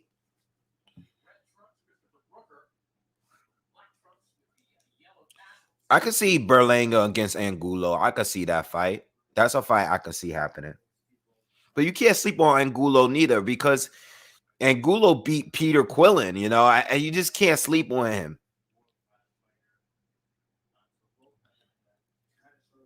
Berlanga against Beck the Bully. That could be a good fight. That's a good fight. That's a doable fight. I don't know if they will risk it, but that's a doable fight. Yeah, if Marcus Browne wins tonight, Derrick James will have 3 unified champions in his camp. You know, one possibly being undisputed soon if he is to win on Jamel Charlo. That's pretty damn impressive. You know.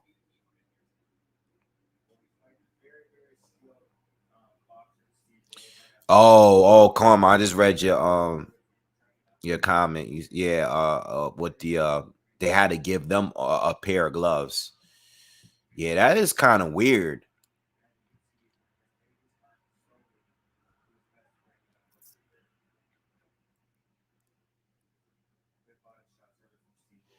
I don't think Browne is gonna slug, indeed. And thank you for the donation. I don't think Browne is gonna slug. That's not what I mean. I'm just saying that he might just be sitting down on some of those punches. He just might be putting a little bit more pop in those punches. But I think he needs to go to the body a little bit more, and he can go to the body good. It's just that if he's gonna be in the pocket hooking on the inside, he leaves his chin completely exposed, and that's the problem. But yeah, that's real weird with Marcus Browne and his glove.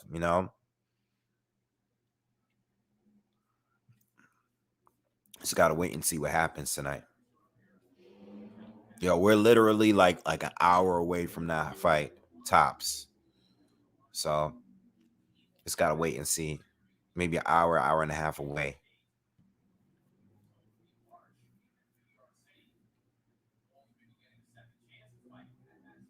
Yeah, the guy that rolls this fight and does remind me of Margarito.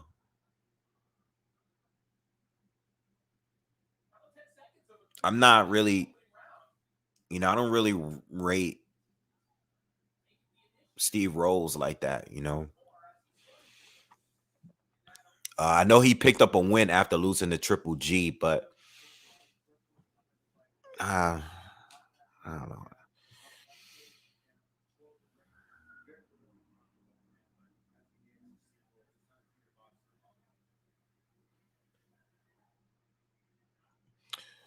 Yeah, and Devin, you right. Beterbiev has been dropped twice. He was hurt bad against Callum Johnson. I mean, he got dropped by Jeff Page, but that Johnson, when he dropped him, he hurt him. I mean, he was able to recover and everything, but again, yeah, you're right. I think definitely it's a good thing to point out. I know I definitely pointed it out in my breakdown that I did. You can't really sleep on Marcus Browne, man. You can't sleep.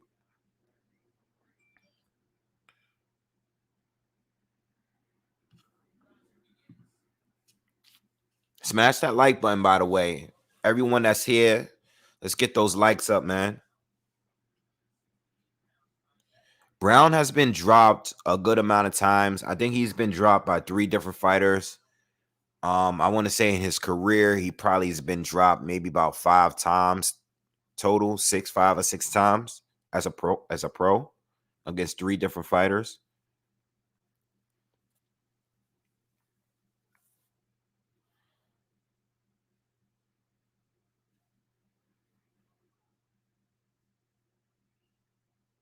The fight has not started.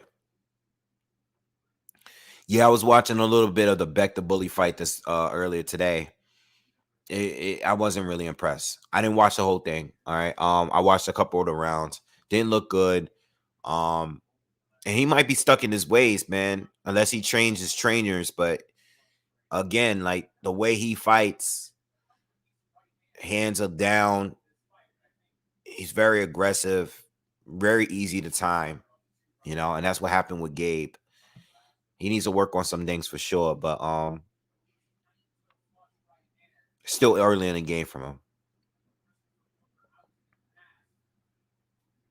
drink again, smash that shot, take a shot every time. Wait, I'm actually starting to get hungry, man. I don't know why that comment just made me think about food, but I am hungry.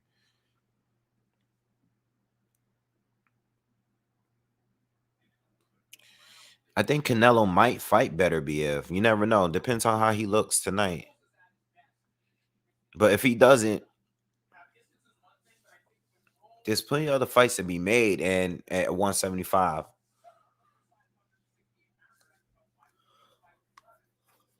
oh boy,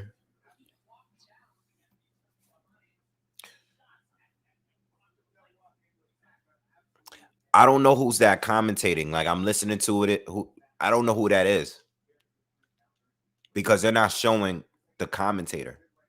They're just basically talking in the background. I'm not familiar with the voice.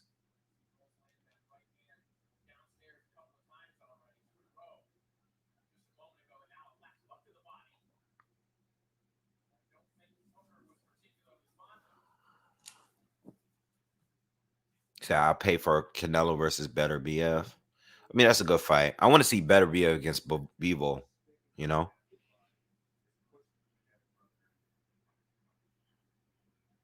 it could be Chris Mannix. Yeah, yeah. Okay, you're right. I didn't even think about him.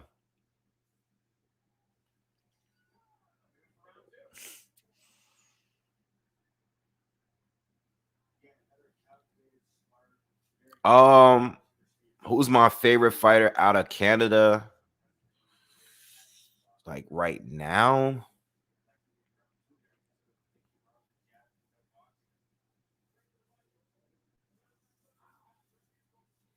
I mean, that's from there or that's like just based out of there. That's living there. Like, isn't Beterbiev? I think Beterbiev live in Canada. I don't think he's Canadian though. Um,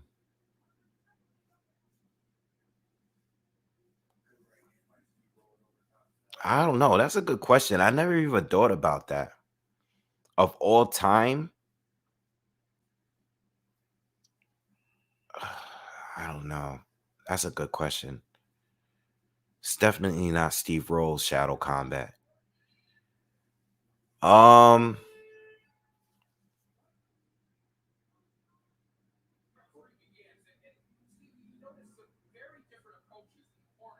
I don't know. I really like David Lemieux still. I like David Lemieux a lot. I was thinking of Donna Stevenson. I was thinking John Pascal as well. I still like David Lemieux a lot. I know a lot of people don't like him, but I still like him. I love his knockouts. Adonis is retired.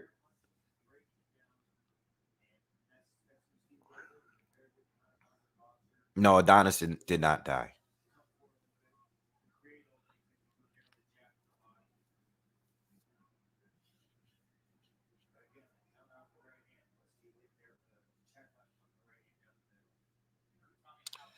I know Lennox Lewis. I view him as a Brit though.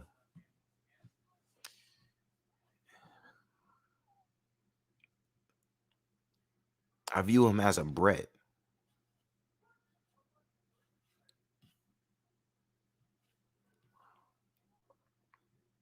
I don't know what happened to Josh Cloudy. I don't know. That's a good question. I don't know. Um, I did see him fight. Oh damn! I'm gonna look him up.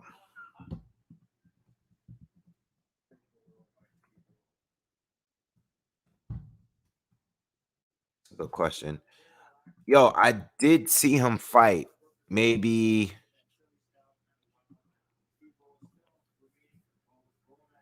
let's see. It was a couple years ago. He fought. Oh, I remember him fighting Gabe Rosado, but that was years ago. That was in 2015. He fought twice in 2019, and that was it. So he fought in 2015, lost to Gabe Rosado, and then fought twice in 2019, and then he just disappeared again. But I think after the Pacquiao fight, people really didn't care for them. I thought the biggest win was the win against Zab. I remember watching that. I was so pissed off. Like you guys, some of you guys know I'm a huge Zab Judah fan, and when Clottey beat him up, I was pissed off that night, man. Oh, I was just like yelling at the TV.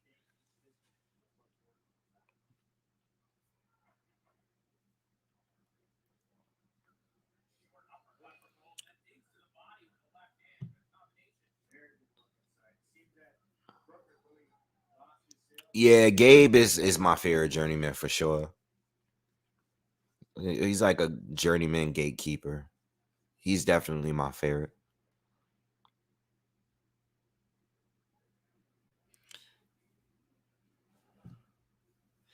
I don't remember the Clottey Margarito win or fight. I don't remember seeing that fight for some reason. They did fight. I don't remember watching it though. Jared Anderson against Frank Sanchez. Is it too soon? I don't expect it to happen at all, but it could happen. I mean, if Frank could fight F.A. Ajagba right now, I feel like they can make a fight with Jared Anderson. You know what I'm saying? Because he's around the same space, and that was a step up for both of those guys at that time.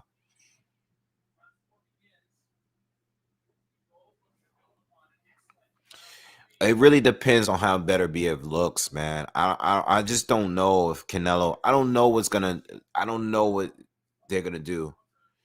Darnell Boone is one of those guys too. He's definitely up there. I mean, he's definitely one of those guys. I mean, he dropped Andre Ward. He dropped Sergey Kovalev, I believe, as well. In their first fight that no one's ever seen. Like I've never seen that fight, and you can't find that fight anywhere. They completely like wiped off that fight off the internet. Sergey Kovalev against Darnell Boone 1 is off the internet. And Darnell Boone knocked out Adonis Stevenson in their first fight. So Darnell Boone, like, he's been in there with a lot of people. I think Darnell has been in there with a lot of people from 160 all the way up to 175.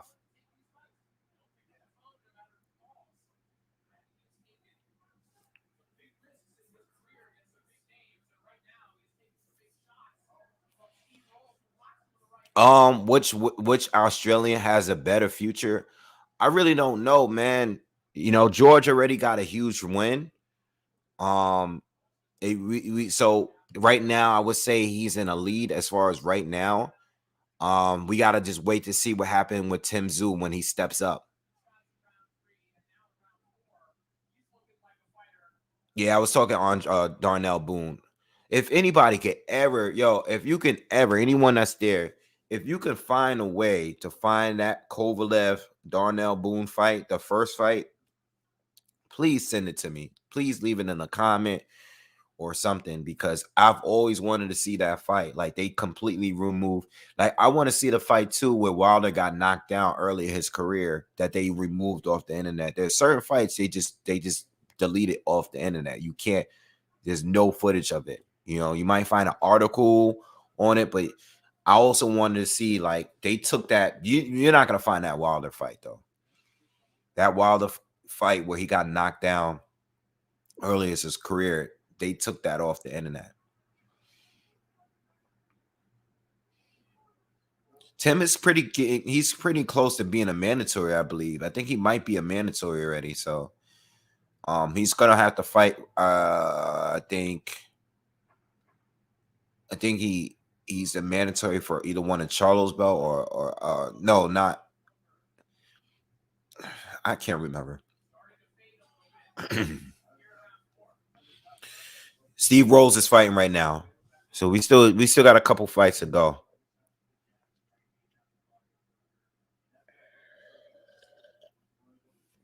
I think Tim Tszyu might beat Tony Harrison right now, based on Tony's last fight. Man, Tony lost his dad. He lost to he lost to Jamel, and he lost his father. I don't know, man. I don't know how much Tony has right now. I gotta see something from him. So if they were to fight next, I would have Tim Tszyu beating him. He looked terrible in his last fight and got a gift decision.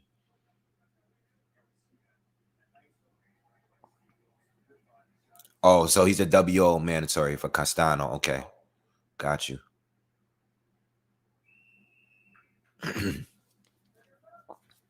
Guys, give me a minute.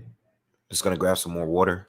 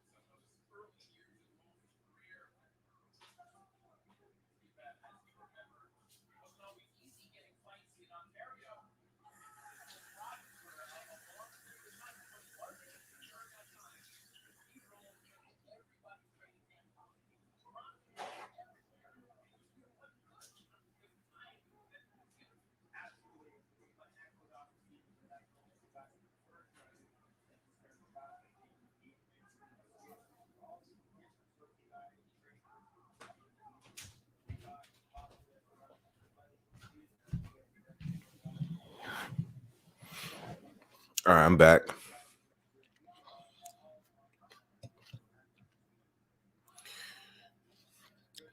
Yeah, Tim Tszyu. I just want to see a little bit more from him, but I mean, he's at the point where he could get. He deserves like a title shot or a fight with a top contender at least at this point, because I want to see how he looks against the top. You know.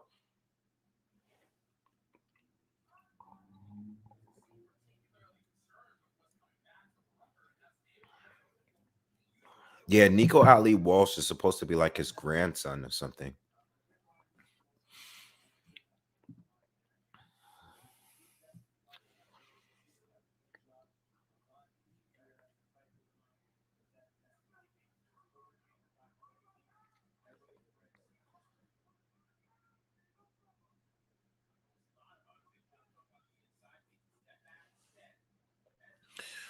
Um. So we're ending. We're closing out the 5th round in this Steve Rowe fight. And I mean, from a little bit that I've seen, he seemed to just be, thoroughly outboxing the fighter he's facing. He do really look like a Margarito a little bit.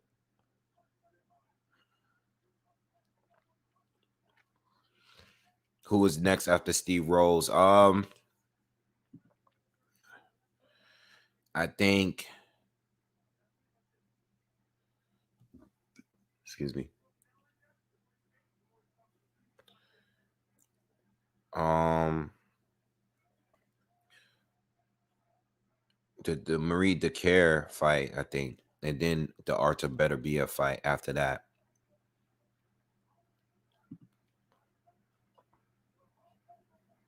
Yeah, I think that's it. There's one more fight, and then we get the main fight.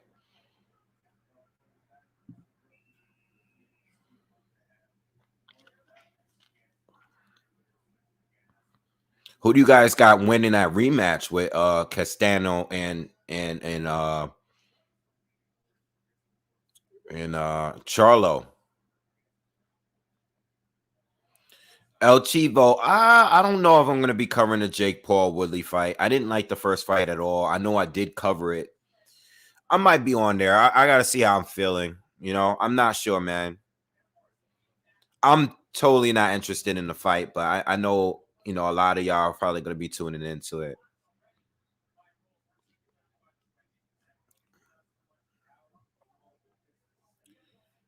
Castano, Castano.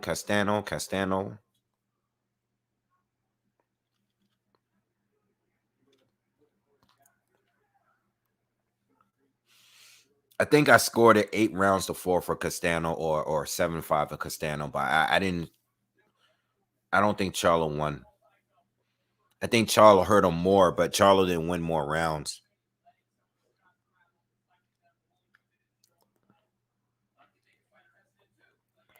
I told everybody that Castano was going to be his hardest opponent and it's going to be a tougher fight for him than even Tony Harrison, in my opinion.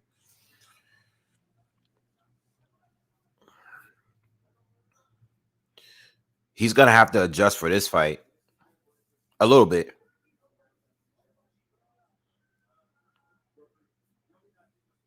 I don't think Jamel won.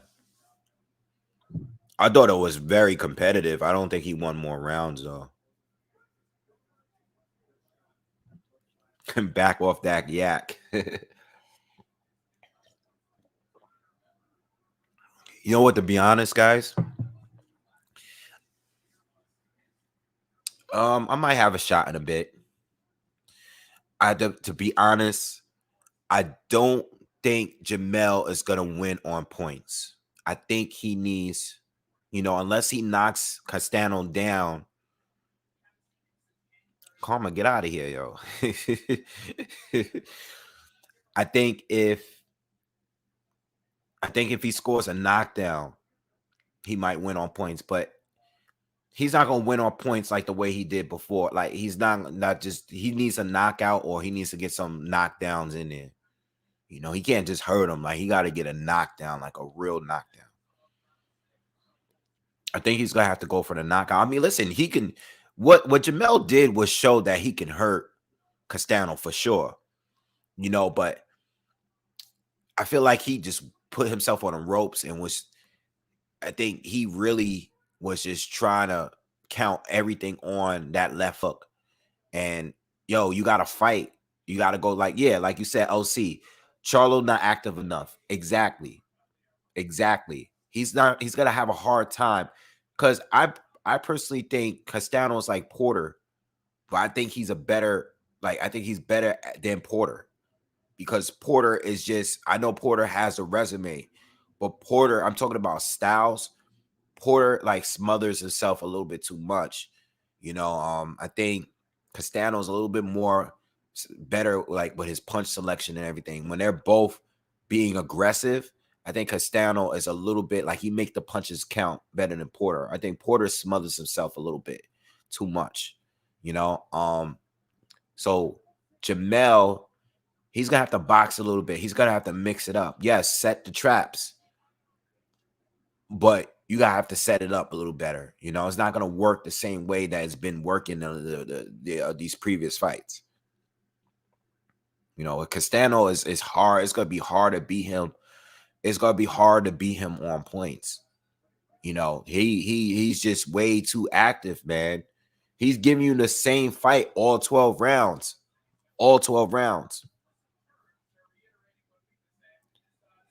Yeah, I think if Jamel wins, I think he's gonna go to 160. You know, I think if he wins, or even possibly if he loses, definitely if he wins. If he wins, he's gonna go to 160 for sure.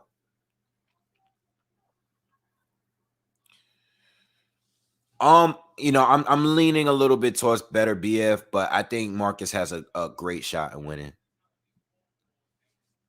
I think he does have a great shot.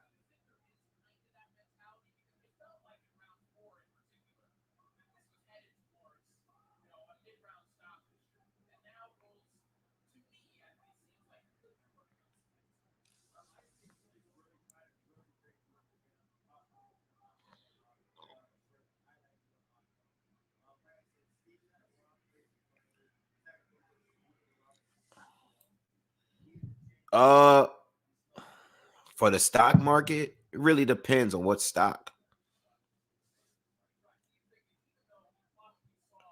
I don't know. I would wait a little bit overall though.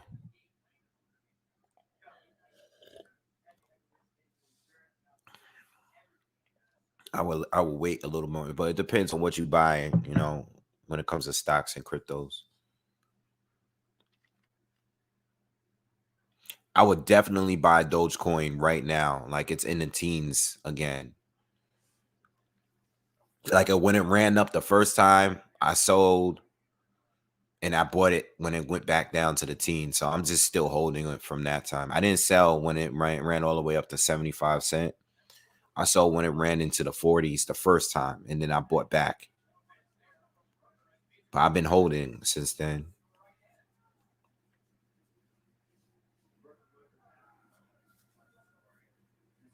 I've been holding since then.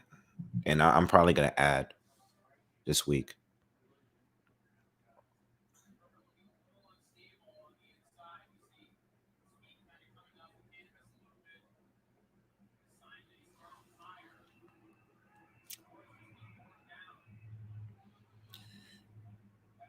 Nah, after the Cotto and Clotty fight, that was Clotty fought um Manny Pacquiao after that fight. That was the very next fight.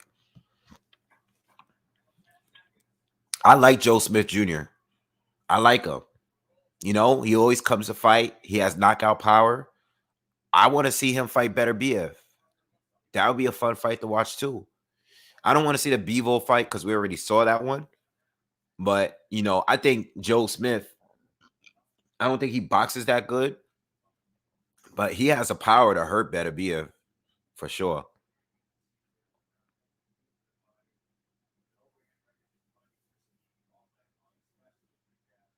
Yeah, I like Joe. I like the Joe, but he's gonna have his losses here and there. He's gonna keep having them.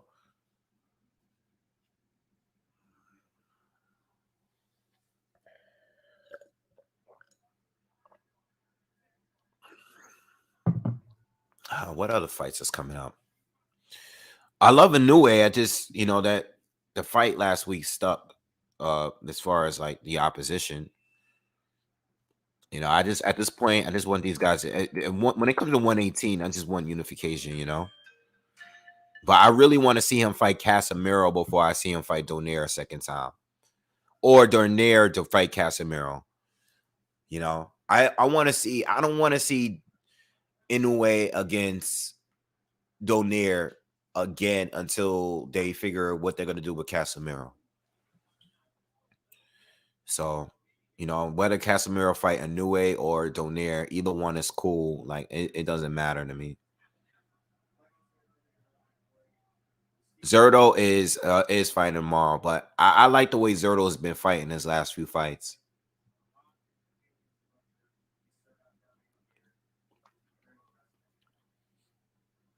Inoue against Rigo would be cool, but to be honest, that Rigo fight with Casemiro did it for me. I kind of was like, I told y'all, I don't want to see Rigo fight no more. I love Rigo, but that fight, it was the worst. It was one of the worst fights I ever had to cover on here.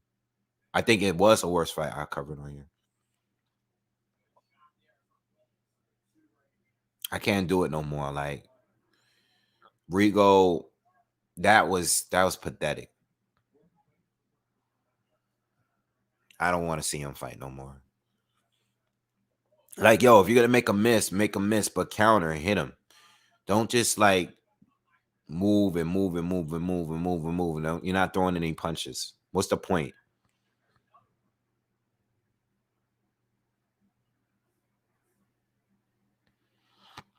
Like, he was just in there to survive. Um, I say the main event is probably gonna start like um it's gonna be after 11. It's 10:15 here right now. So I'm thinking like 11, 11:30, the latest.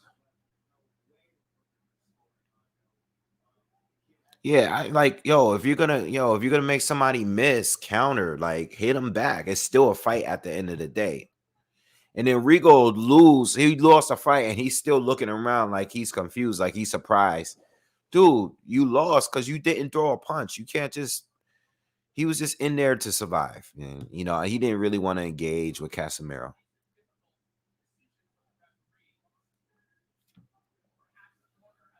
But I was reading comments that Rigo got robbed. Like I was reading that.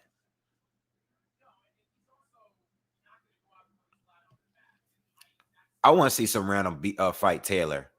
I don't know who's winning that fight, but I'm actually leaning towards Serrano a little bit.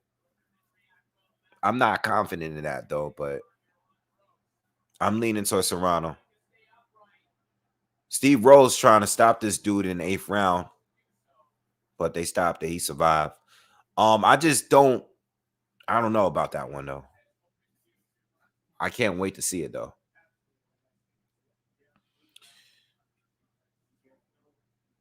No, I still didn't watch the Nunes fight. I didn't go back and watch it yet. I saw some of the highlights. That's it.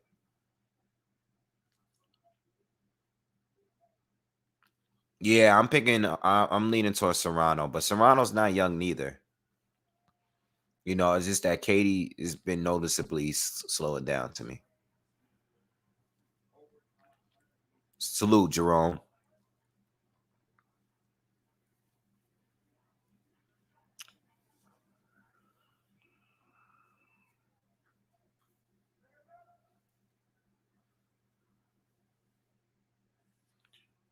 I actually look forward to seeing Luis Ortiz fighting Charles Martin. I just can't believe that it's a pay-per-view. Um, I have Halo Infinite. I downloaded like the one that's free or whatever. I played it for like a day, but I haven't gone back to it yet. So I got I didn't I got to go back and play. Yeah, I didn't go back and play. Like I only had one day to play it, and I haven't had time since. Nah, I'm not showing a better be a fight. Sorry, I can't. I can get. I don't want this to get flagged. Yeah, I checked out the new boxing game. It looks great. I saw a lot of videos on it. They're gonna have a lot of fighters. Um, just waiting for it to come out. Definitely gonna play it though. It hasn't been a good boxing game since Fight Night Champion. So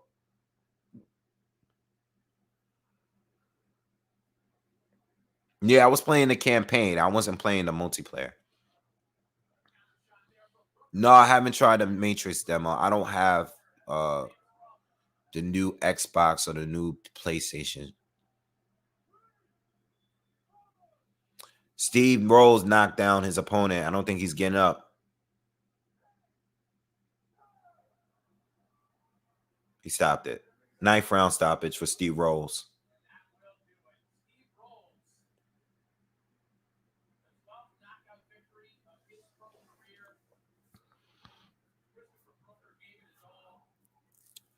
The new game is like ESMC or ESPC boxing or something like that. I'm not sure. Fight Night Champion was great. Yeah, beard is getting long. I don't know what I'm gonna do with it yet. I'm just kind of just letting it do its own thing for now.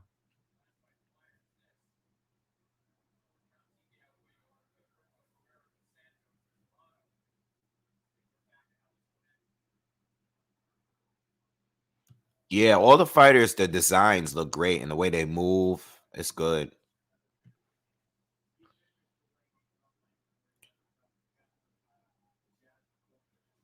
ESBC. Oh yeah. ESBC boxing. Hold on, let me go to the bathroom.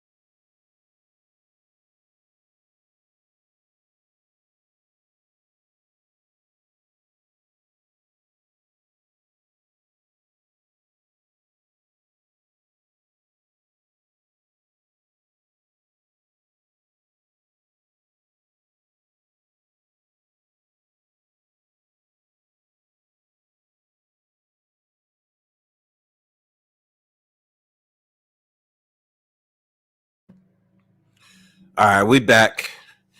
All right, so we got one more fight. We got the female fight coming up next, and then we have the main event after that. All right, cool.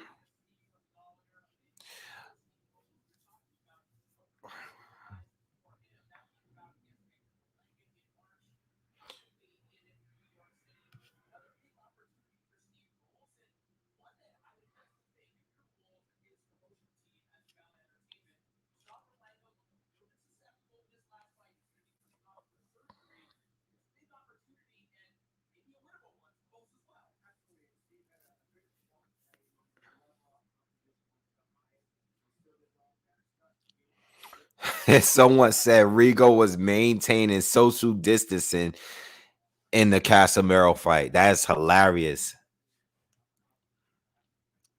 That's what it looked like. Luis Ortiz versus Charles Martin. You know what? The card idea itself is cool. Like the whole like heavyweight card theme, like that's cool. But pay-per-view though, come on. Like I haven't seen Luis Ortiz in a real fight since his Wilder loss, you know, and Charles Martin, like, no, like these guys are not pay-per-view worthy fights. It makes you wonder like if these, you know, what these the other channels are saying about the PBC and how, you know, they're making everything a pay-per-view now. You have to really wonder if it's because the money is bad, because these pay-per-views, they're getting out of control, you know. And the thing is too, like I want to support boxing, you know, but that you got to support us. Like you got to give us the fights we want. You can't just say we're making everything, you're going to charge for every single thing we put out, and you're not even giving us good quality fights. Like they're good fights. Those fights are decent, but those are average boxing matches that we get on a weekly basis. Charles Martin against Luis Ortiz is not special. It's not. It's a normal fight. It's a regular fight. That should not be a pay-per-view.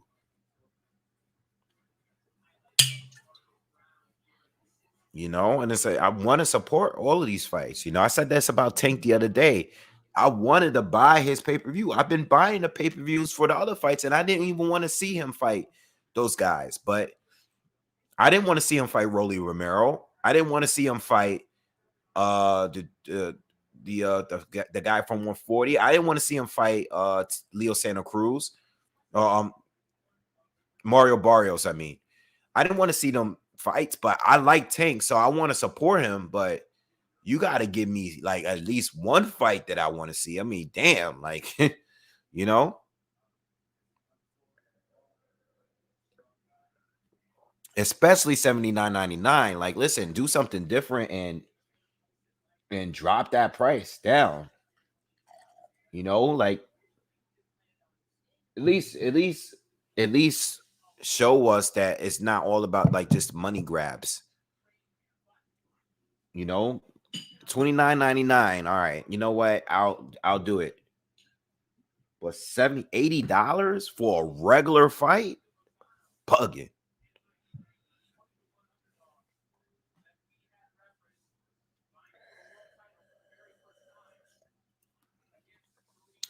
Thurman versus Barrios on pay-per-view is wild. That's crazy. That's crazy.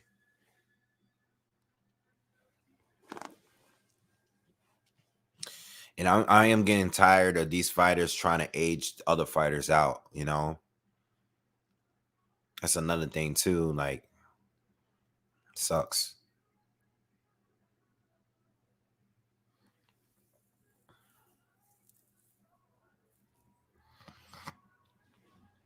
All right, so the Cares coming to the to the ring. Um, Not really familiar with our opponent, but she's undefeated. She got 7 wins. I mean, she's rated 14. but there's only 45 fighters in super welterweight. It's not much opposition out there, you know. This is on ESPN Plus right now. This is on the app.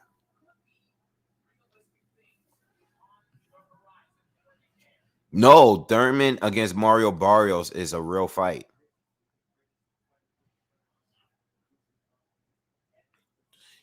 Ortiz versus Martin, even 39.99 is too much. It should really be on TV, man. Shouldn't even be a pay-per-view, but even 39.99, 40 bucks is too much. You know, I think 29.99 is doable. 80 bucks is ridiculous. $30 or less. It shouldn't be any more than that.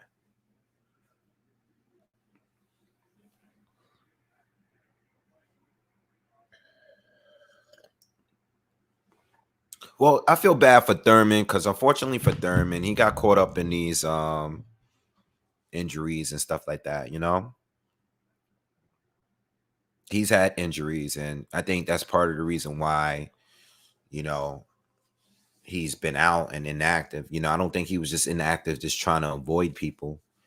I think he just had his injuries, and I don't think he was just 100%, and he didn't want to fight people not being 100%.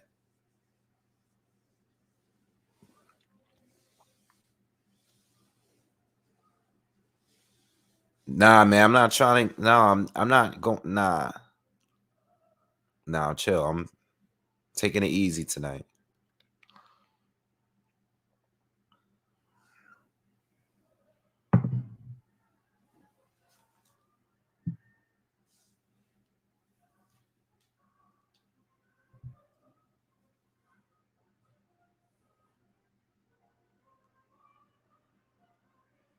Yeah, I'm taking it easy, man. I still got a fight to cover.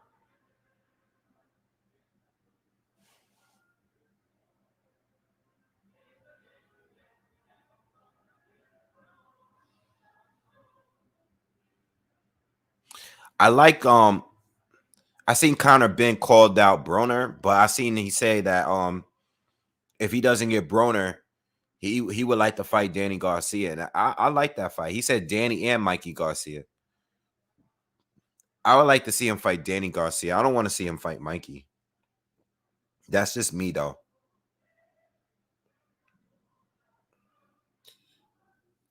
I just don't care for Mikey as a welterweight. Mikey belongs at 135 or 140 the most tops.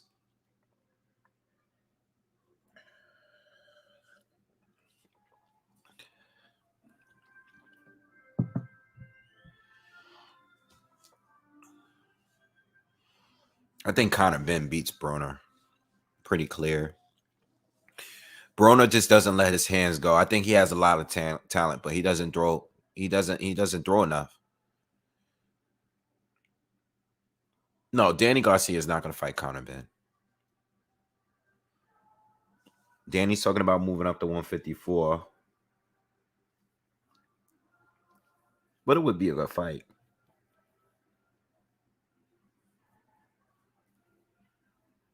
Yeah, the Lakers look bad, man. They're hard to watch, man. Really hard to watch. Decent defense is terrible.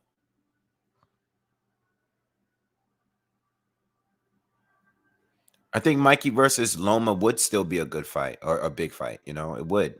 I agree. That fight should have happened. You know, I personally think it was a duck.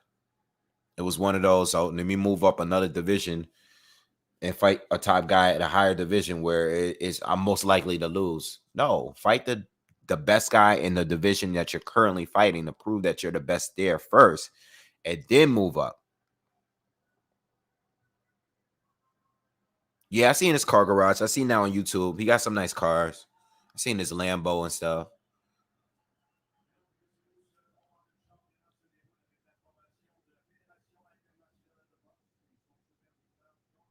Dirty Red, thank you for the donation, man. Appreciate it.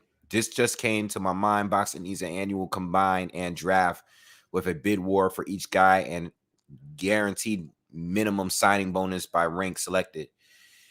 I mean, listen, I know a lot of people were like, because I was on Twitter and I made some tweets about the like promoting and fans being like managers and all that stuff. And some people, I got a few responses from people like saying that, I don't know why boxing fans complain about the politics and about purses and finances and all of this stuff when it happens literally in every other sport. And I'm like, well, you know why we know why I complain about it is because it's the reason why the fights are not happening. Whereas basketball, a sport that I'm very familiar with, yes, we talk about drafts and money and signings and stuff like that, but these guys are scheduled to play even before the season begins, you know? Whereas in boxing, you could be the two top guys in the division and you guys will never see each other fight. So as a boxing fan, if we're just talking about the purses and money this, the money that, who is the A side, and we're going years without getting a fight, that's what separates boxing from every other sport. I mean, outside of the corruption is on a different level. I mean, there's corruption in every sport, but it's just, yeah, boxing is basically what you just said, hand of Boxing Review. Boxing is an independent contractor sport.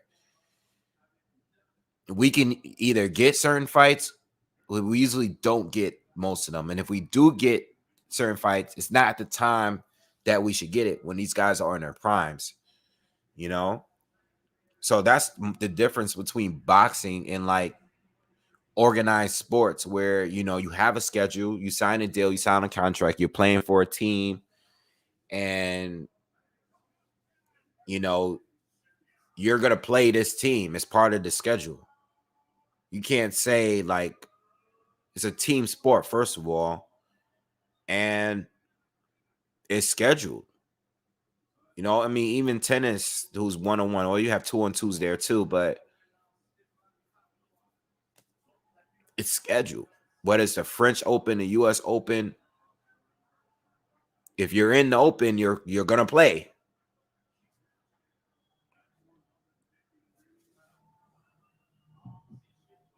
That's exactly why the UFC is getting better ratings. Absolutely. MMA. I'm sorry, MMA. You sign with the organization. Yes, you're not making the money that boxers make. All right, there's a lot more money in the pot for boxers, absolutely. But still, at least like in these other sports, you know what you're getting. Where in boxing, we can just sit here and argue for years before we actually get a fight, or maybe we won't even get the fight. Let's say Joshua and Wilder just never fights. Like, let's say they actually don't fight. Let's say Wilder does actually retire, and that's the end of that. You meaning to tell me we went to war for 3 or 4 years talking about deals, purses, A sides, B sides, the zone, PBC. We went a whole 3, 4, 5 years of talking about a fight that never occurred. What was the point?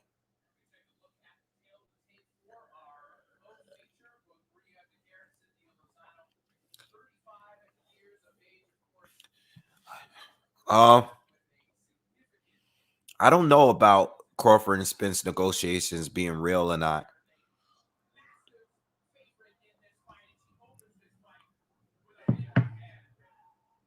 All right, hold on. I'm gonna watch this Decare fight. I don't know if they're real or not. You never know. I mean, this could all be a plot to just build a fight. Did this girl just did a guys? Are you watching this fight? Decare, who is she fighting? Hold on, time out. What's her name? Because I don't want to keep saying this girl.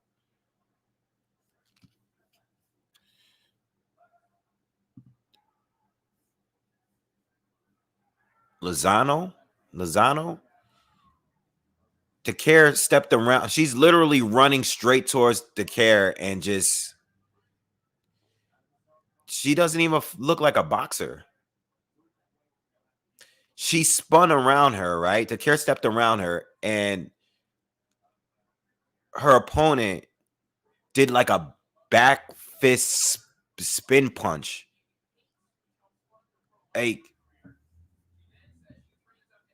Like what was that? I don't know if I'm watching this fight. I'm gonna talk to y'all. Yeah, but boxing is never gonna change, man. Yeah, all that arguing for nothing. Boxing is never gonna change. Yeah, because you got too many people. The people that's in power in boxing, they're already in power. They're not. They're making money, and it's going to them. Why are they gonna change it? They're trying to make it profitable for them. You know, I'll never forget what Barry Hearn said, that interview that got people in an uproar about, you know, being slave traders or whatever. You know, whatever the the interview he did at that press conference of Dillian White's fight, when he was referring to boxers being slaves back in the day, basically, and how now boxers think independently and they're smart. That's the way these promoters look at the fighters, you know, because the fighter, as soon as the fighter looks bad and he looks like he's washed up, as soon as they take a loss, that's it. Promoters move on to the next person. You know, it's all independent and they're making money. Why are they going to change what they're doing if it's bringing profits to them?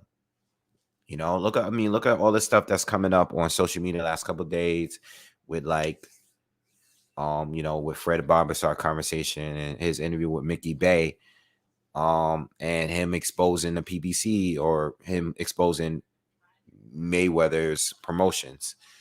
You know, I don't know how all of that is true because, this is my thing. My stance is like, I like to ask a lot of questions. So if somebody tells me something, I'm just not going to automatically believe you because I know there's another side of that story.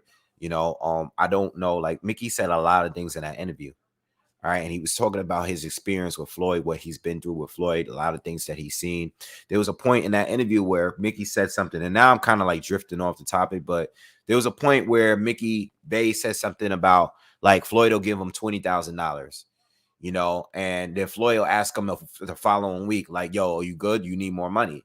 And he'd be like, nah, man, I'm still on this. Like, I'm good. And he said that because there were people around Floyd that would take Floyd's money and ask for more days later, or the following week, like for more money. And when I heard that part, it made me think of a few things. It made me think of how people choose to spend the money that they're not expecting to get. There are people out there that don't have steady income, right? They're living at the moment. So they'll get it how they get it. Sometimes people are hustlers. They'll get it whatever way they get it, right? At the moment. And they know how to make the money last.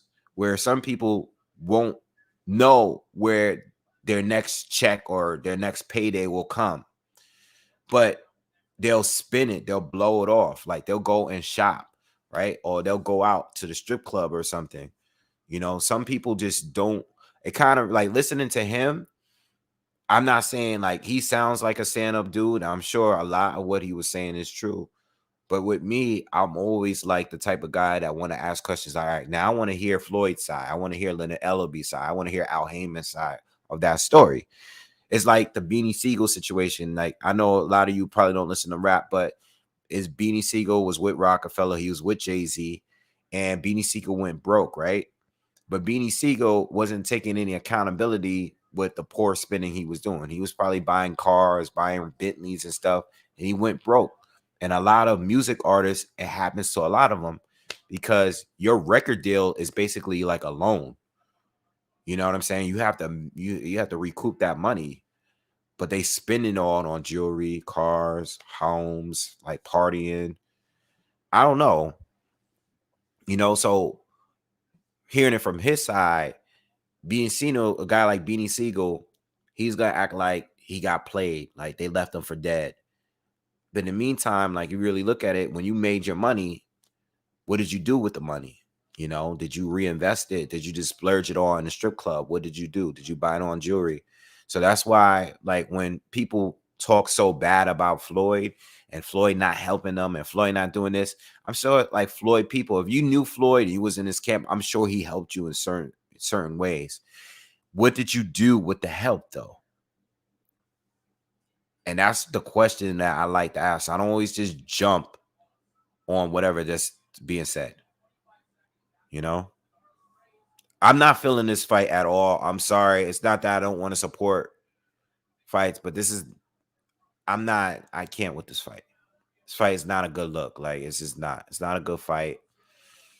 One is a boxer. The other one is she's just in there. Like, this looks no different from any fight that I would see outside somewhere if I were to go out. I'm not. The Care is definitely a boxer between the two. The other one, she's just coming straight in and throwing punches. No setups, no flat-footed. She looks like she literally just started fighting today. And she's undefeated. I can't with this fight. I can't.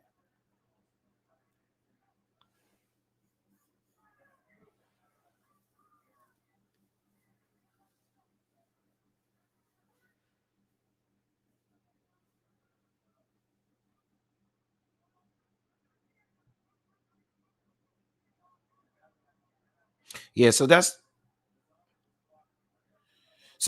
my views on it. You know, I think there's always two sides of a story. It's always two sides of a story. And when it comes to this sport, you know, I think the corruption and the politics is just part of the sport. You know, you can't even talk boxing anymore unless you're talking about the purses, the pay-per-view views, and the pay-per-view buys and the amount of views. You can't even talk it no more. Ticket sales and stuff. I don't be care about that stuff, but I say I don't care. I probably would care more if we were getting the fights that we wanted to see.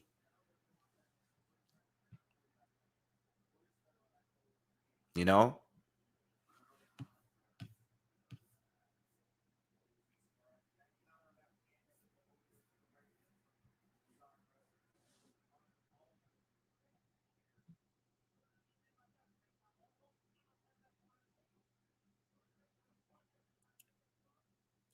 to be honest, I haven't liked one fight they had on this card yet.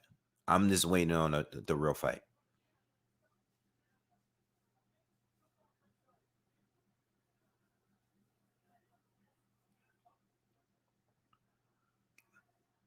This is about the third fight I said tonight that wasn't good. So it has nothing to do with them being women.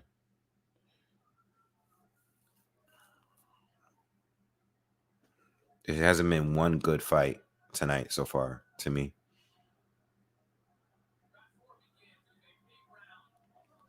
Who do I think Bud fights next? Um,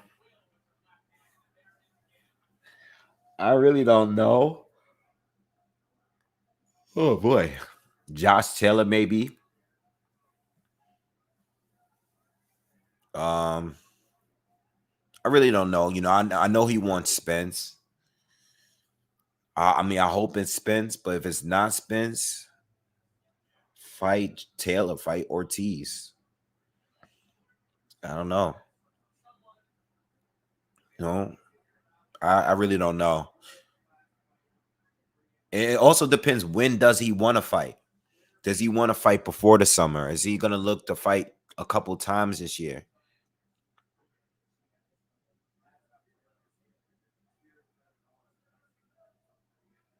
Yeah, this card is one of those cards, man. I'm struggling. I just want to wait. I'm just waiting for the main fight. And doesn't look like the Care is gonna get a knockout. So we're gonna have to sit through all 10 rounds of this fight.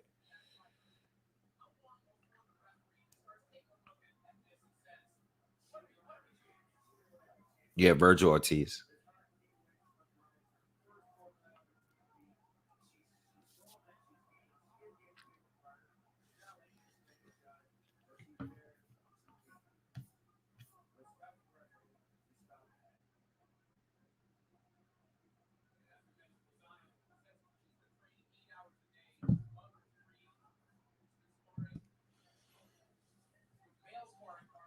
I don't think she's getting beaten enough to get stopped right now.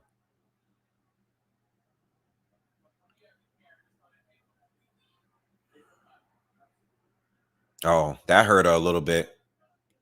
She wobbled to a corner a little bit just now. We'll see. He might get a stoppage. The is gonna have to start putting that power down, though.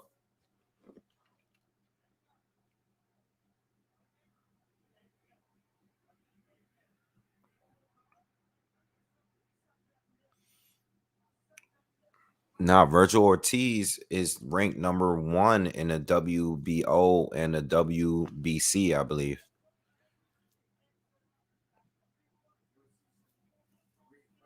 Look it up. That's why I said Virgil Ortiz. Virgil Ortiz is actually ahead of Boots Ennis in rankings.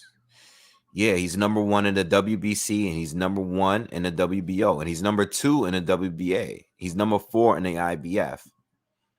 Virgil Ortiz is up there. You can't sleep. He's gonna get a title shot one way or another. That's why I said Spence and Bud might as well fight each other because the longer they wait, these guys are gonna be. You're gonna have to fight Ortiz. You're gonna fight Boots anyway.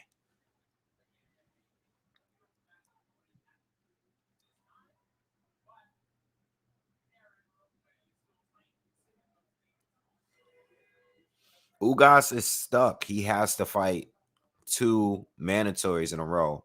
He has to fight Stanionis and then he has to fight Butayev. He's not in a position to fight anyone right now.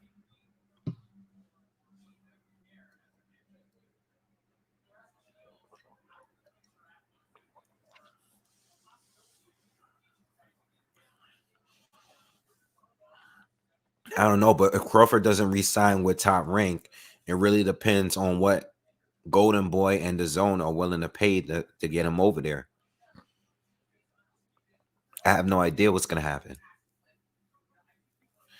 I think Virgil is more likely because of what you just said. What's hand of boxing review? I agree with what you just said. It might save Ortiz for Ennis, for not Ennis, for Spence because that would be a big battle for Texas. You know, they both from Texas. You have a black fighter against a Mexican fighter. It's gonna sell. That'll be a big fight. You know, they could do that in Dallas Arena. I would probably go down there for that fight, to be honest. Because I've been trying to find a reason to go to Dallas Stadium. I want to go to that fight if they were to make it there.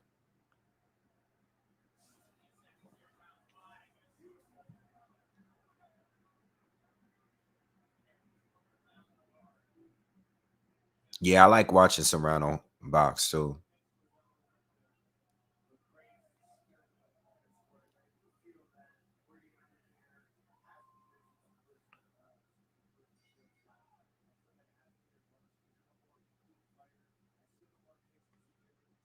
Yeah, I want to go to a Cowboy Stadium and see a fight. I would have loved to have been there for the Mikey Garcia fight, even though I didn't want to see that fight specifically because I knew it was a mismatch. I want to just go to Cowboy Stadium and see a fight. I know the arena is so big.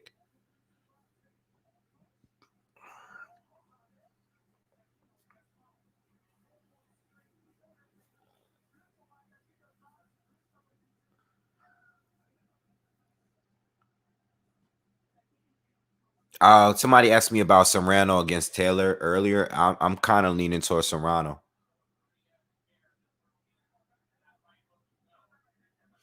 I don't have a pound for pound right now, to be honest, man. I don't. I can tell you like my top. Like I think Canelo's number 1.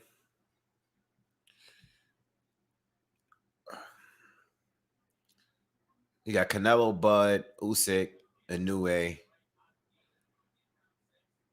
Um, Everything after that is all over the place. After those 4, it's like debatable for everyone. After those 4, it's debatable. Like Usyk,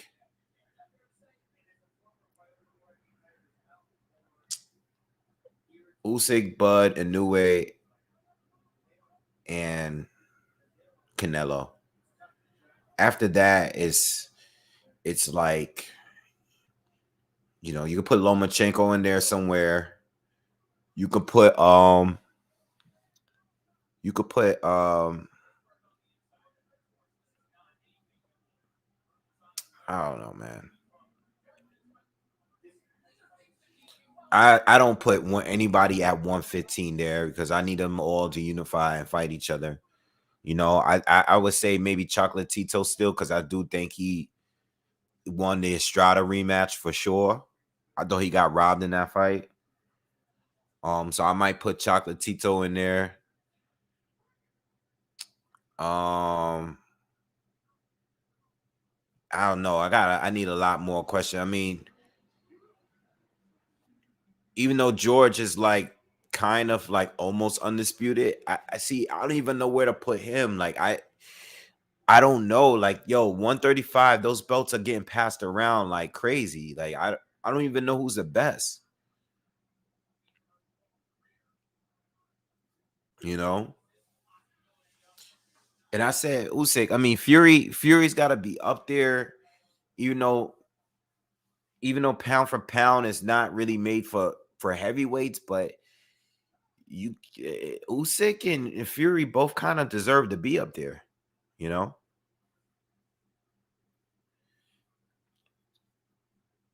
Oh, so Rung Visai. I mean, I don't know, man. They're not trying to give him his mandatory, fight. He kind of deserves it, but I don't know, man. I'll tell you one thing though. He should have never went into that Estrada rematch fighting as a southpaw. I don't know what the hell he was thinking in that one. The co-main event, we going into the 7th round out of 10. These are 2-minute rounds, remember. What's good, L Dub?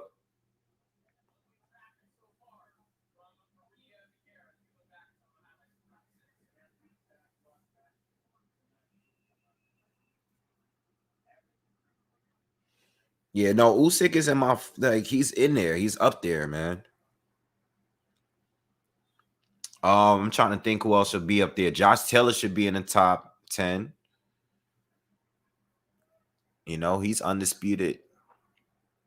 And he fought good fighters. He beat Regis Prograis. He beat Jose Romero.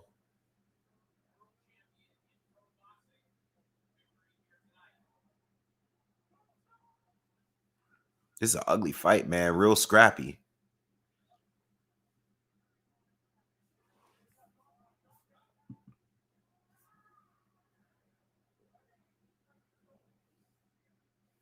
I said Romero. I'm at Ramirez.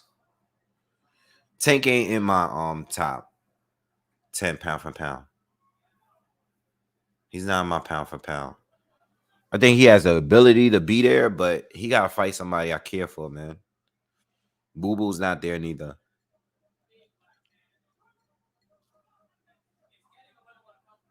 I think better BF. They start the fight, y'all. All right, next fight. Next fight is the fight, man. Yes. Oh.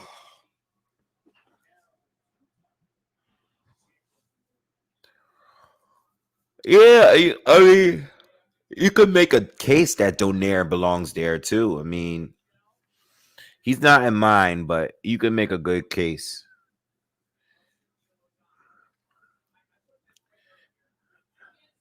Smash that like button though, man. I know it's taking a lot for me to get there, but it's taking a lot for us to get there, man. When we got through this card, we getting through it, man. Fulton is I tell you, I don't know. I thought about him. I don't know if he's there right now, but he's right below. Like if he's not in my top 10, he's in my top 15. Donaire definitely top 20.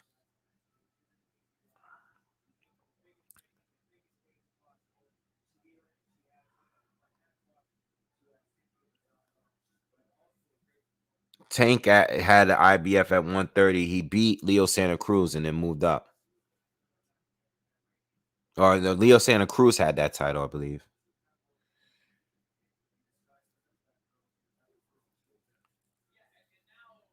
Yeah, Fulton gotten better, man. I said that in a video. Yo, Fulton improved so much over the years.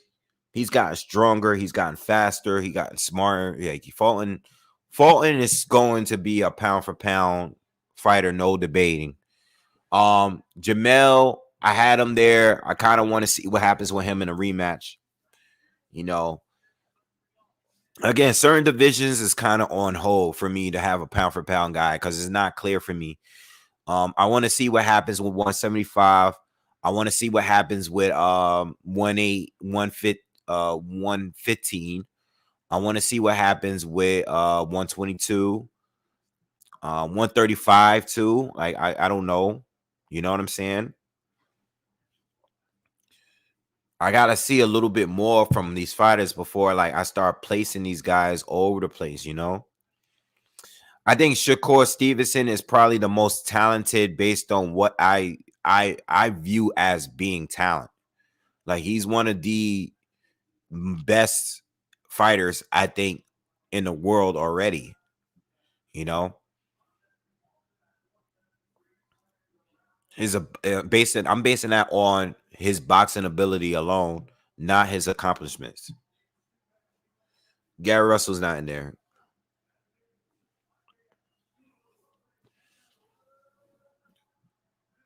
Oh man, yeah. 135 is very frustrating. But yeah, 154. I kind of want to see what happens with that last fight. Whoever wins that one is going to be in my thing. But I had Charlo there, but after that last fight, I was like, I'm not even sure if he won that. You know what I'm saying? Let me just, I'm waiting.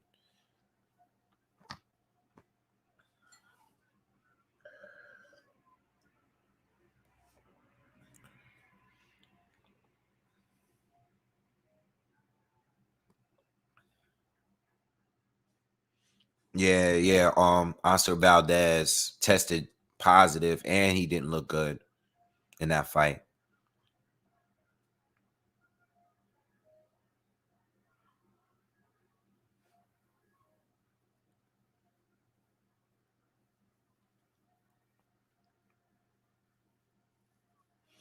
Yeah, no one at 126. You got Navarrete. You got Gary Russell there. No one there. 130. No one there neither. You got Shakur, who looks like he has the talent to be a pound for pound soon. I just want to see what he does. If he's able to unify, I'm probably going to throw him in there. 135, I'm leaving that alone. I think if anyone deserves to be there, I think Loma, even though he lost, I still think Loma, his body of work overall, I think he just deserves to be there.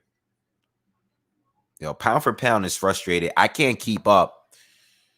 I don't have Ioka there neither. This is what I'm trying to tell you. Like I need those guys at I need them at 115 to fight each other, man. I don't know who's the best between. I can't add them on. You could literally make a case to add all three of those guys in the the pound for pound list. And I'm not doing it, man. I want them to fight each other. All right. I think and Casas to me clearly isn't as good as the other three. But Estrada, Ioka, and Roman Gonzalez, I'm not putting all three, man. I heard people do pound for pounds where 2 or 3 of them is in their pound for pound, bro. I'm not doing it. Like they gotta fight each other. And I do not think Estrada won that fight against Chocolatito. Chocolatito beat him the first time officially, and I think he beat him pretty clear. And so Rung Reside too. You got to throw him in there too. You got to throw him in there. He beat Chocolatito twice, beat Estrada once. You got 4 dudes that I would put in front of Casas, and he's a champion in that same division. 115. I leave me alone. I don't even want to talk about that division. It's a great division. I'm not just like complaining about it. I just don't know because it's too many. Most divisions have like one, maybe two time. Sometimes you get like two guys that you can have a debate on whether or not they belong in a pound for pound. 115 is too many people, man. It's too many people. You got 4 guys in there. Like if I did a top 20, I think you could squeeze all 4 guys in there. I don't even want to talk about the division. Fulton's gonna beat Akhmadaliev. I think I don't know if you saw my video on Burt Wood, but I said that fight with him and who did he just beat? Who did Fulton just beat? Figueroa. That fight was the fight. That was the fight for the king at 122. That was the real fight. And that fight could have gone either way. But that was the real fight of the division. You know what I'm saying? Akhmadaliev just holds 2 belt. I'm not trying to take anything away from him. He's good, but he's not on a level of Figueroa or Fulton in my opinion. I mean, obviously these guys gonna have to prove it. I mean, luckily for Akhmadaliev, he was able to pick up 2 titles off one fight, So he got lucky there. But I don't think he's better than Fulton or Figueroa, in my opinion. Oh, Figueroa is moving up? Damn, kid. I didn't want him to move up, man. Figueroa versus Navarrete would be crazy. It would be crazy, but I'm picking Navarrete. I like Navarrete. He's so underrated, bro. He's not pound for pound, but he's very underrated. Like I think he's underrated. His boxing skills is on point. Like he don't have good defense. I get it, but for a pressure fighter, his angles, his awkwardness, he's good, man. His volume, he's good. Navarrete is the truth. Like I don't know if Figueroa could beat him. He's hard to beat. Figueroa brings a lot of pressure, but he comes forward where Navarrete brings the pressure, but he does it differently. He moves well. He can switch from orthodox. I mean, so can Figueroa. He could do it too. But I think Navarrete and his angles and his awkwardness, it just makes things a little tougher. If those two were to fight, that would be a crazy fight. Yeah, Figueroa got a chin, but so does Navarrete. Like, that would be a great fight.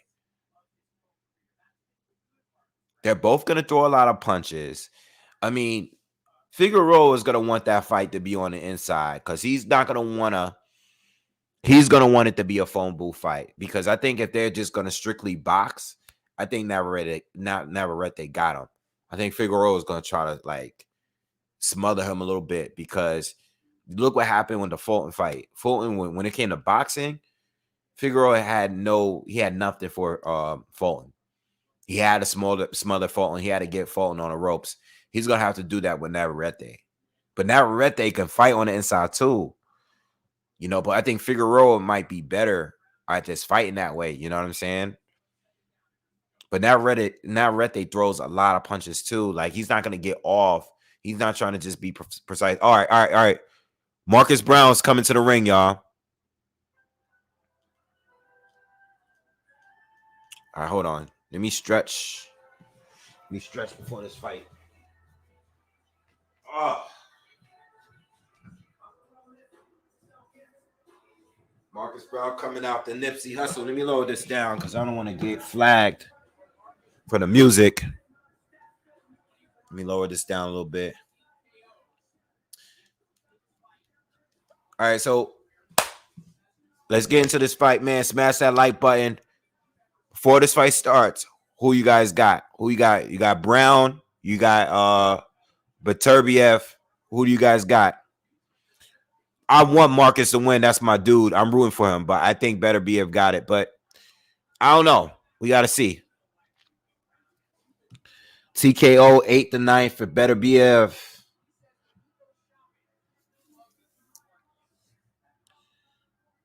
Beterbiev. We don't got no Marcus Browne. Browne by upset. Okay. Evil got Browne.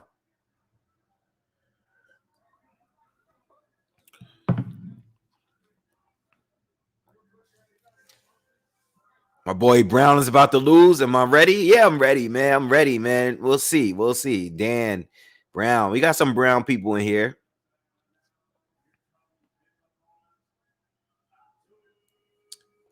Karma, stop. You stop being a hater. Stop it.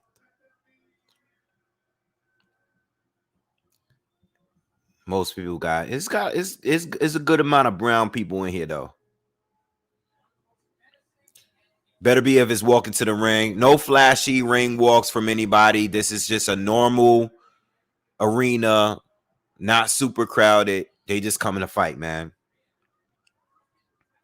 And Browne people, yeah.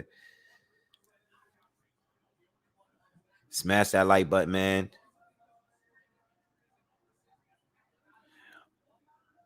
Oh, they got to put the mask on right before they walk in the ring. Yeah.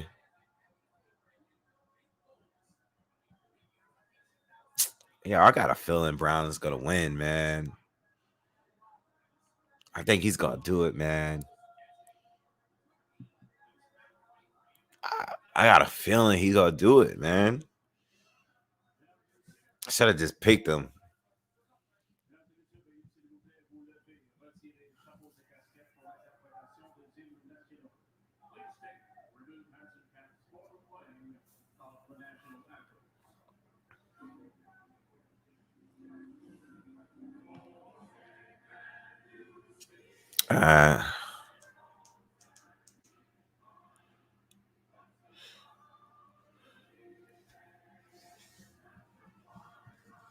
Derrick James in his corner. There's a lot of Browne people in here. I like that. I'm not drinking that whole bottle of tequila, man. Why do y'all want me to drink, man? What is wrong? Every time I go live, y'all want me to like die off alcohol. What is wrong with y'all? Y'all not like real subscribers, man. You don't support me. Y'all want me to just get drunk. I'm gonna drink this though.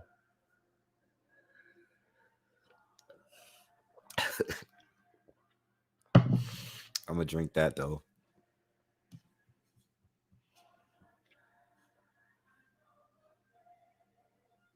Derrick James, 3 unified champs. Yeah, he's gonna make history.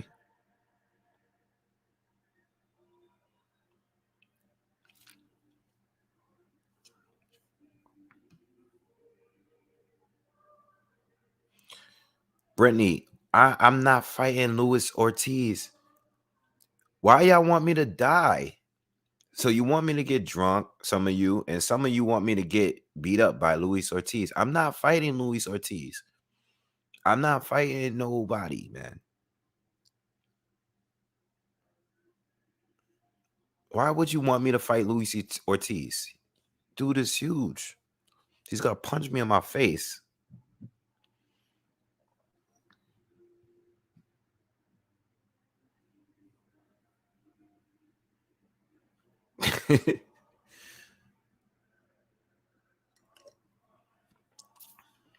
Luis Ortiz.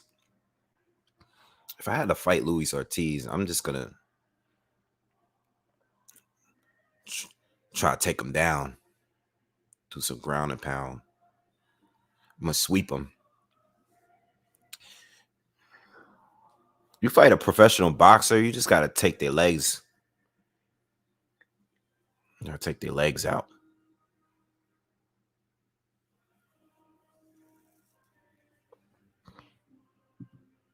Every time I hear the Russian national anthem, I think of Rocky 4. Am I the only one that it's because I've been watching that since I was a kid?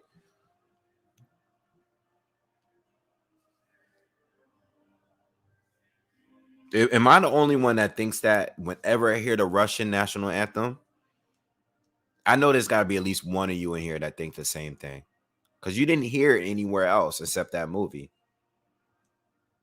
I think of Drago and that big red poster on the wall every single time. I can't help it.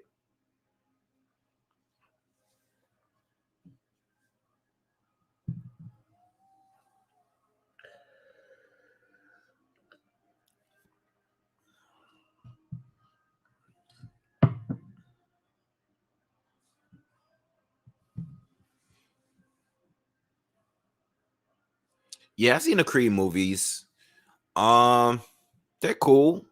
I like them. I like them both. They're cool. I like the first Creed movie a lot, though. You know, I like that one. The second one was okay. Drago and his son, it was all right. But the first Creed movie was good. It was really good.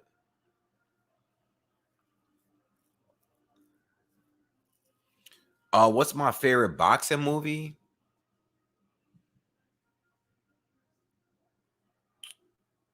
It would have to be the Rocky series, man. I'm not gonna lie. It'd probably be Rocky 4. I like them all, man. But you know what? Boxing movies are actually good. Um, they're all good. You know what I'm saying? Raging Bull is up there. Cinderella Man is up there. That's up there. Uh, what else is up there? What's the movie about Mickey Ward? That one was good. That was good. Gladiator is so underrated, yo. I'm so glad you said that, Slide Encounter. That movie is so underrated. Like, a lot of people don't know about that movie. Oh, hand flow boxing review. You said Gladiator is so underrated. But you know what it is? I remember when that movie came out when I was a kid and I saw it, right? I don't know if I saw it like when my parents or I don't know. I remember watching that movie, and for some strange reason, I remember it coming out on VHS and I had the tape, but I don't remember it like ever being on TV much. It just $1 Million Baby is really good too. Hurricane was cool. That was cool. Hands of Stone was cool. Um,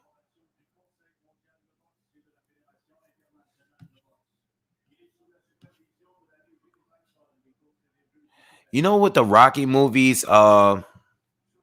Everybody has a different view on it, man. Because everybody loved the original Rocky. For me, it got better with each movie. You know, I think it's a tie between 3 and 4. Harlem Nights. That's funny. The Great White Hype was funny too, for sure. All right, we just waiting for this fight to start, man.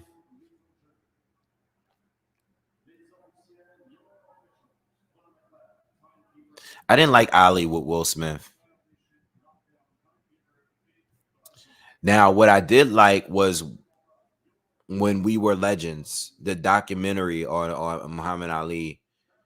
Um, I like that, but that wasn't like a movie. A movie that was a documentary.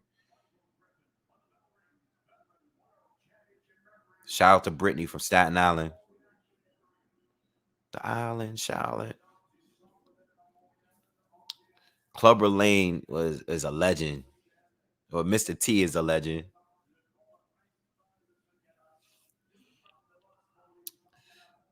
All right, let's get this fight going, man. Let's get this fight going.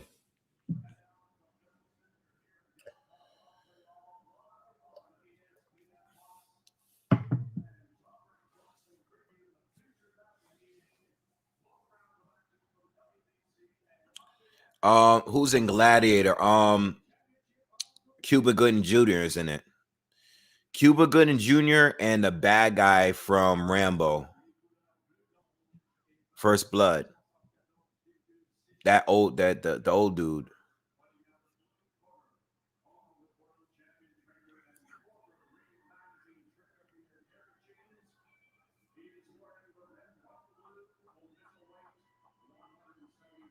Come on, Marcus. Let's go. Yeah, I'm rooting for my dude, man. Let's go.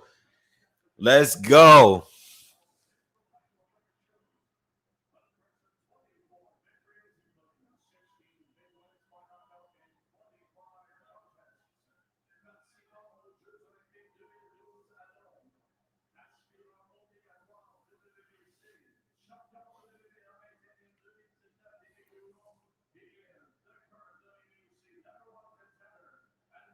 No, I'm not talking about the Russell Crowe movie. I'm talking about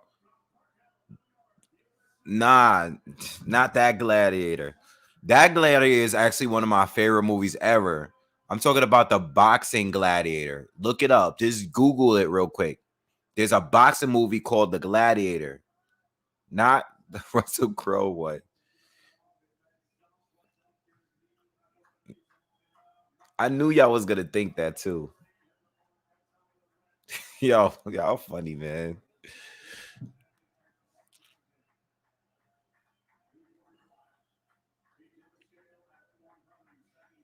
Yo, does Artur Beterbiev still train and spar with John Pascal? I remember they used to work. They used to do a lot of work together. They used to be in the same camp. I don't know about now, but I know in the past, maybe, um, because they both based out of Canada. They used to train together. They actually have some footage or some YouTube videos doing work together. If anything, sure John Pascal might have helped prepare them for this fight. I'm just saying.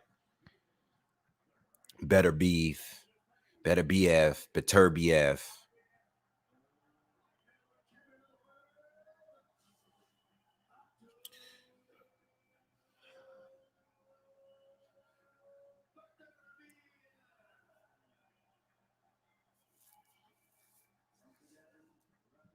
Yeah, this is dragging, but they touching gloves now. Let's get it, y'all. Let's get it.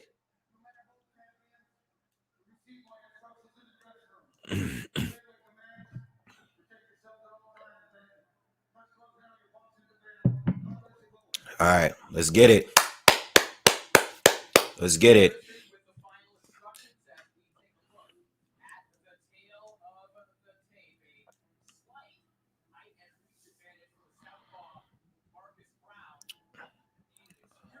I hope it's not a slaughter. I hope it's a good fight.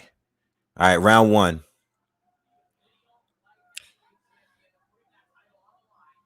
So Beterbiev is the one that's coming forward.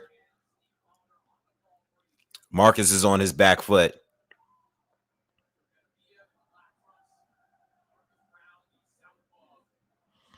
Marcus gonna have to be the way he was against Badu Jack to even have a chance to win this fight.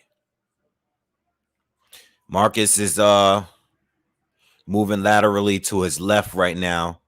He's actually moving towards the right hand of Beterbiev. Beterbiev has power in both hands, though. I don't know if you guys saw those workouts that Beterbiev was doing. If you saw Top Rank, if you follow Top Rank social media, they're showing these crazy workouts that he does.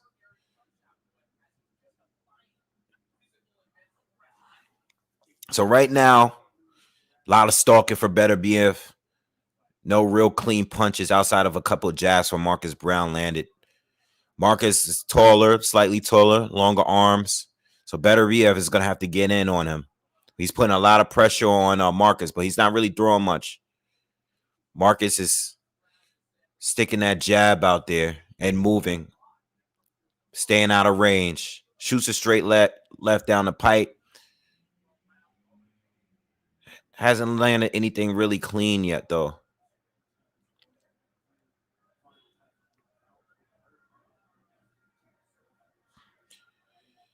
Beterbiev keeping that guard high and tight.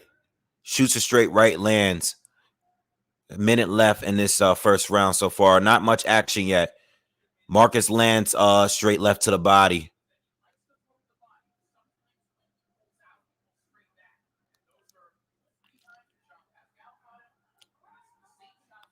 Oh, they both trade on the inside. Marcus looked like he almost got caught there. That's where exactly where he needs to stay away. Beterbiev lands a jab. Just stalking Marcus. Lands another jab. All right.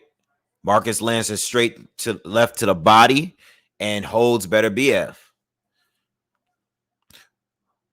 One thing Marcus knows how to do is hold.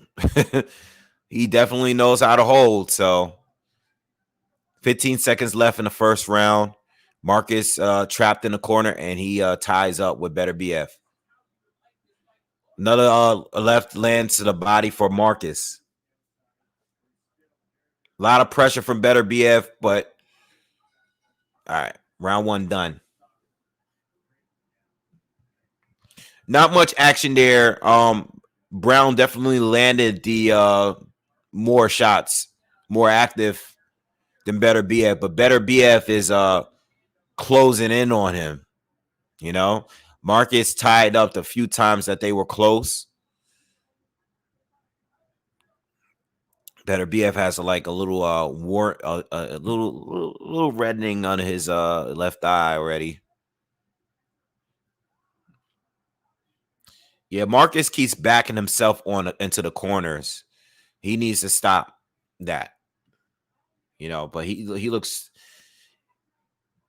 Marcus did land more, but I feel like Beterbiev was a little bit more in control because he's the one he's coming for. He's putting a lot of pressure on Marcus. Marcus, I think he just needs to relax this a little bit. All right, round two.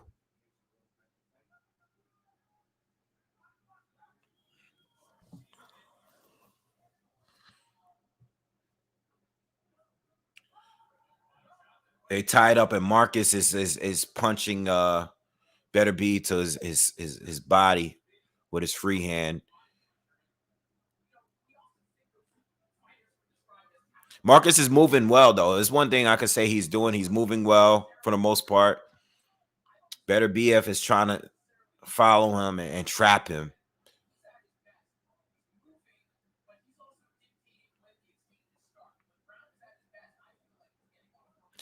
Beterbiev can get him to the corner and get Marcus to lean to his left, which he's doing now.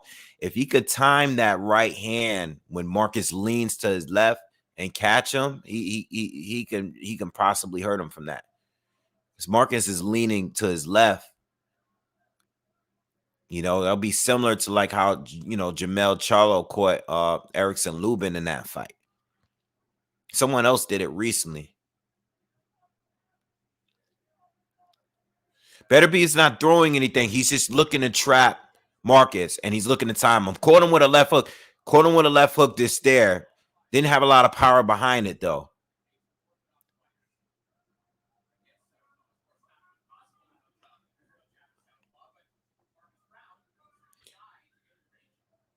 Marcus is going to have to find a way to try to stand his ground and keep this fight in the center of the ring. And he's being pressured. Even though Arthur is not throwing much,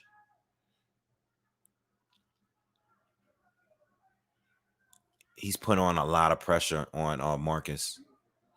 But Marcus is doing a good job, like using his legs and using the ring.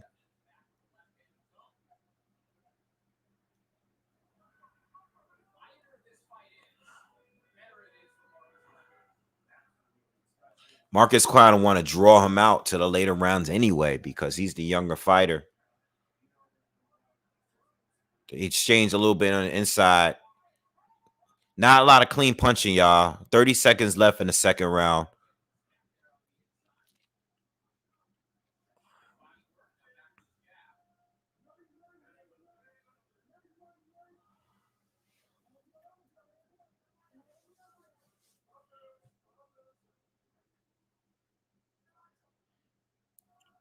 Ten seconds left.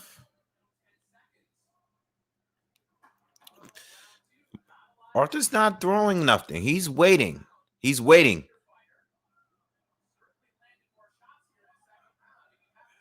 Marcus has landed a 1-2. Beterbiev landed a shot behind it, but not enough for him. Again.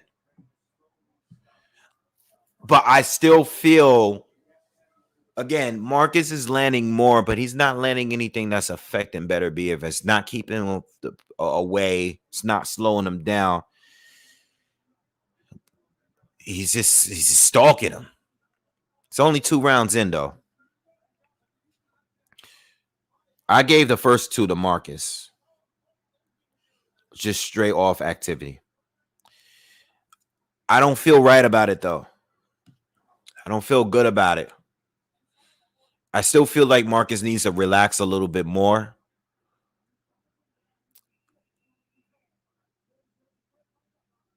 I think Beterbiev needs to start throwing a little bit more instead of just looking for that one shot to hurt him with.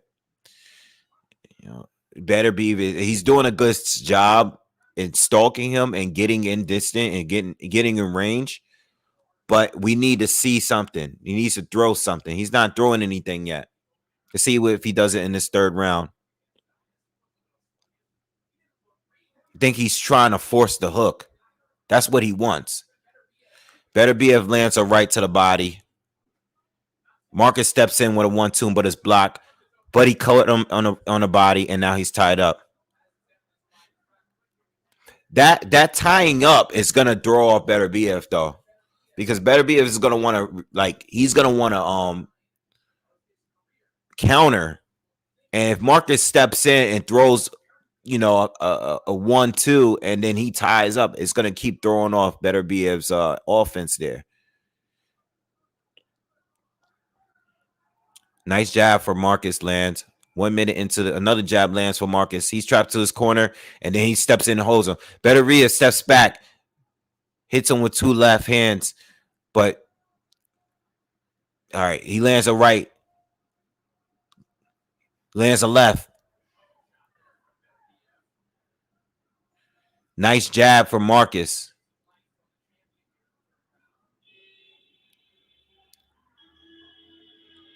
Both land jabs. Halfway through the 3rd.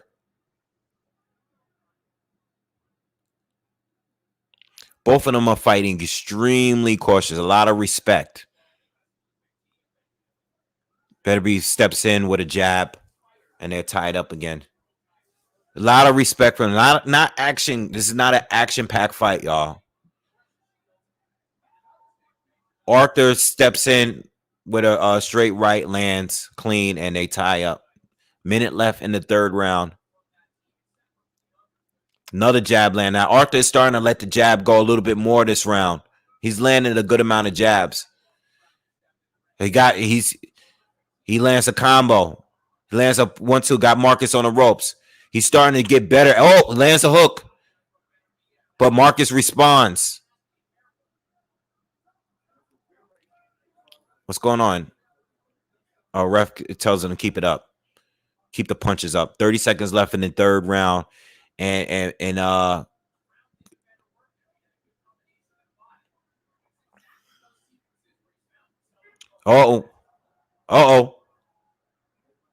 Beterbiev is putting pressure on Marcus. Marcus is get that guard. He's on the ropes, though. He's been on the ropes for a minute now. Beterbiev sneaks a right hand in there. Marcus try to respond with a left, but he misses. Browne is not where he needs. I think Browne is trying to set him up for a trap, but he's not where he should be. I gave Beterbiev that round. I gave him that round. That's not where he's supposed to be. His back shouldn't be on the ropes for that long. But I gave Browne the first 2 rounds. I gave Beterbiev that round. He landed more shots. He doesn't need to be on that ropes for that long. And he needs to stay out of the corner. He's trying to trap Beterbiev, though. And I think Artur knows it. But I think Marcus, he shouldn't stay on the ropes for that long, you know? That was too long. Get there. Set the trap. If it doesn't work, move out of there, reset, you know? I got a 2-1 for Browne so far. 2-1.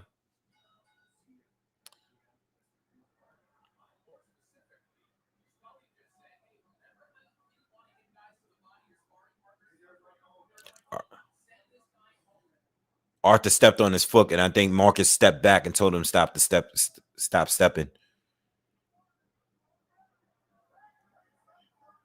Arthur lands a right hand. He's still trying to trap Marcus here. He's coming in with that nice right hook, lands for Marcus, and Beterbiev steps in, and now they all tied up. And there's a cut. There's a nasty cut on Beterbiev's head. They headbutt. I didn't see the headbutt though, but I seen them both. Yeah, it was a headbutt. Oh no, they're both cut.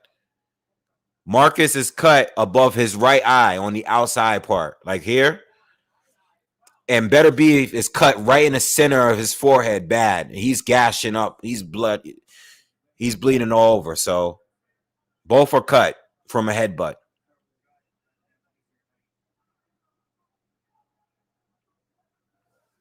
Yeah, not again. Yeah. Happens, you know, you got a southpaw and an orthodox fighter. I'm trying to see. They're showing a replay now. I'm trying to see where the cut happened.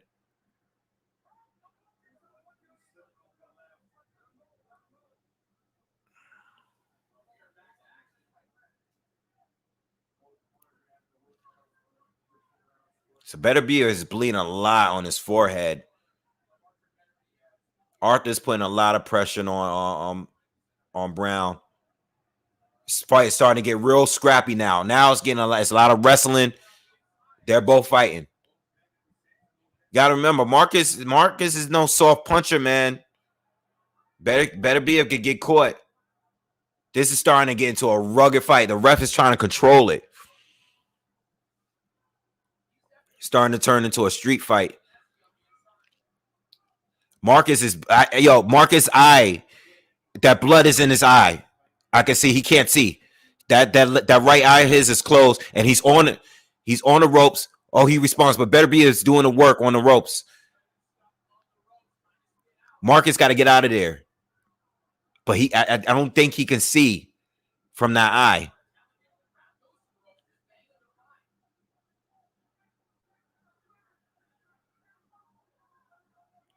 We got just over a minute left in this fourth round, and Marcus is on the ropes. Beterbiev is putting a lot of pressure on him, but he's not landing any clean shots right now. Oh, he landed a jab right there. Yeah, Marcus' cut is messing him up right now. He can't see, and he's on the ropes. He's trying to counter. He's trying to throw a shot and counter in between the punches of Beterbiev, but he hasn't really connected with that big shot yet.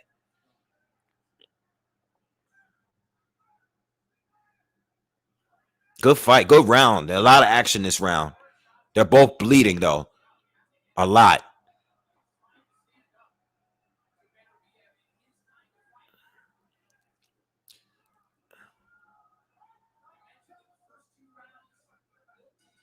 Good round. Good fourth round. Good fourth round. Let me tell you something, y'all. A lot of blood. Marcus is holding his own. I don't know if it's smart, but he's fighting Beterbiev's fight. He's not holding. All right? He's not holding. It's just that Beterbiev is getting the better work done because Marcus is fighting off the ropes. And Beterbiev is landing a little bit more. But Marcus is holding his ground, and you know what I'm saying? He's fighting back. They're both bloody. They're both a bloody mess. They're trying to start. They're showing the corner of Beterbiev right now. He has a wide cut similar to the Bottle Jack cut. All right, not as long, but it's wider. All right, you remember the Bottle Jack where it was like a straight line all the way down?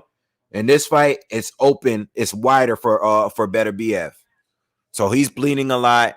They're not showing the corner of Marcus Browne. I don't know how bad his cut is, but I know in that round, I could see that his right eye was closed as he was boxing. I could see that it was closed. The blood was covering it.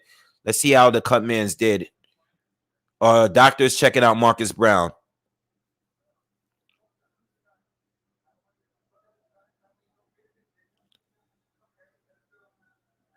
All right, please don't stop this fight. Please. Dirty Red, thank you for the donation, man. Marcus Browne with the veteran 30 tactics with the punches and Beterbiev's leg in the clinch. Yeah, man. They're checking both cuts, y'all. The doctors are checking both cuts right now. So the round has been postponed for now. The 5th round. All right, the ref is letting it go. They're letting it go. All right. So they able. Marcus cut look good. They look like they slowed down the bleeding a little bit for now. I can't really tell for Beterbiev. Let's see how the round goes. We're in the 5th round now, and Marcus came out. He's throwing a lot of punches. Beterbiev is smothering him though. Nice sweeping right hand lands from Marcus Browne. Beterbiev lands a right to the body.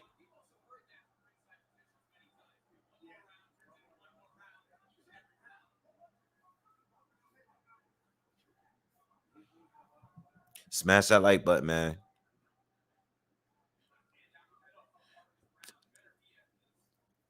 Artur is bleeding a lot again, y'all. It's even worse than the last round.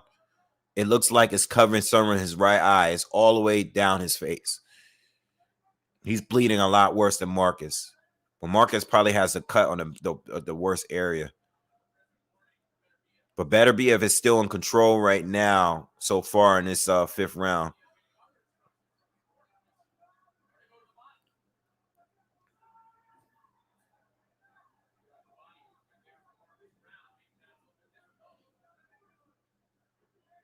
They are banging, y'all. They are banging.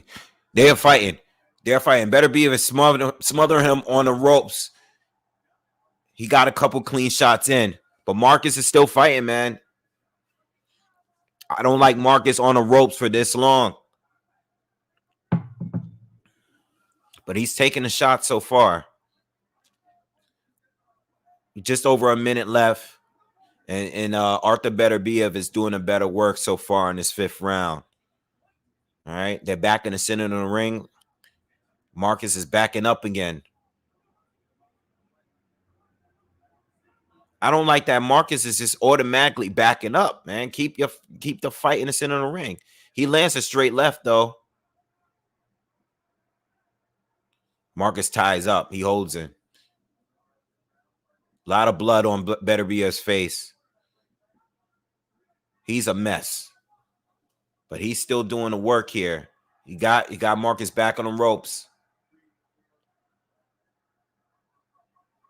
Marcus got to do something, man. Marcus, you got to land something that hurts to get him off of you. Arthur's all smother him. He's landing hooks around the guard now. Marcus starting to look hurt. He's starting to look overworked a little bit. We're in the 5th round, 12 seconds left. Browne is getting hit too much now. He's hurt. He's hurt, y'all. He's hurt. He's on the ropes. He's on the corner. Arthur's trying to stop him. Browne is bleeding. Now he's a mess again. Took too many shots. Big round for Artur Beterbiev. Huge round. And they immediately went right to the cut. They're trying to stop the bleeding.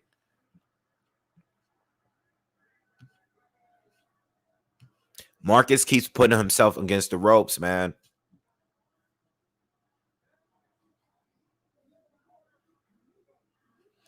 Yeah.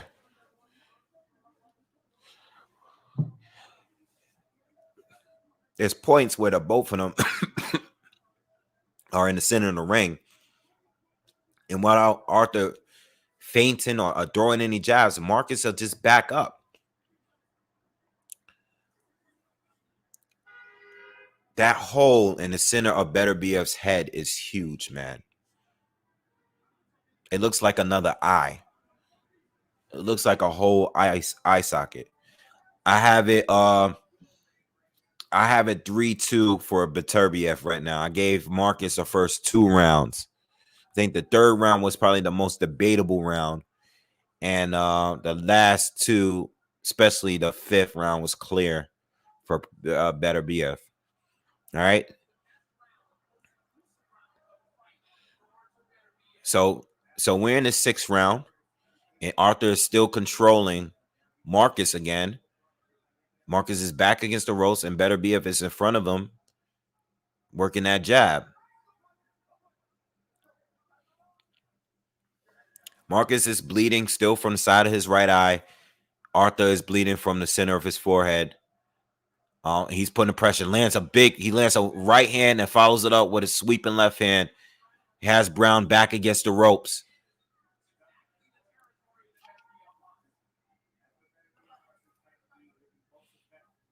It's the pressure, man. It's the pressure he's putting on Marcus right now. Lots of pressure.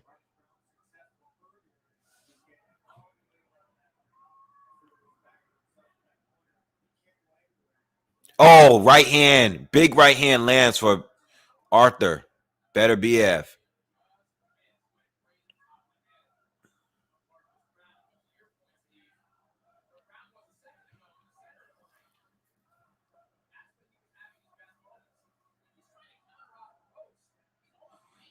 Marcus is back on the ropes again. He's back in the corner.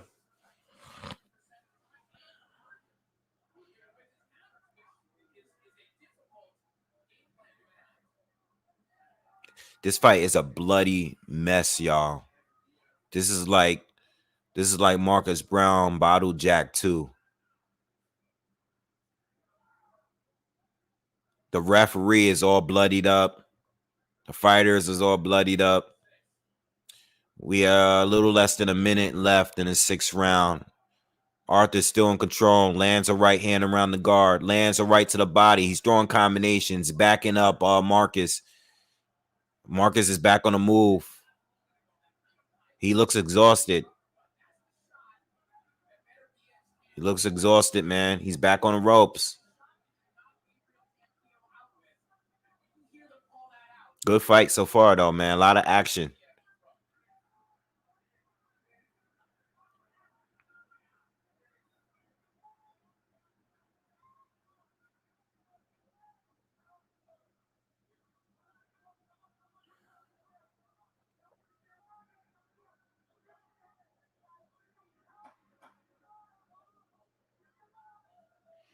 Beterbiev steps in, lands on 1-2. Hurts Marcus Browne. Marcus holds his ground, though. Round done. Another big Beterbiev round.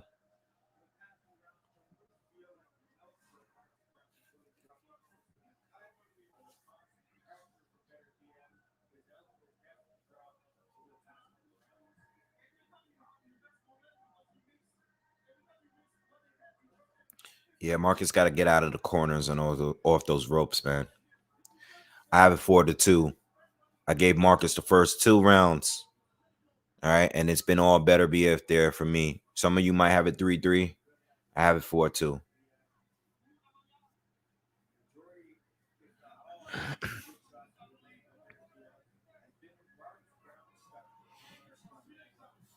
It's a bloody fight, but I mean, the cuts don't seem like they're worsening. I think with Beterbiev, it's just not stopping. The bleeding still is going. They can't stop the bleeding.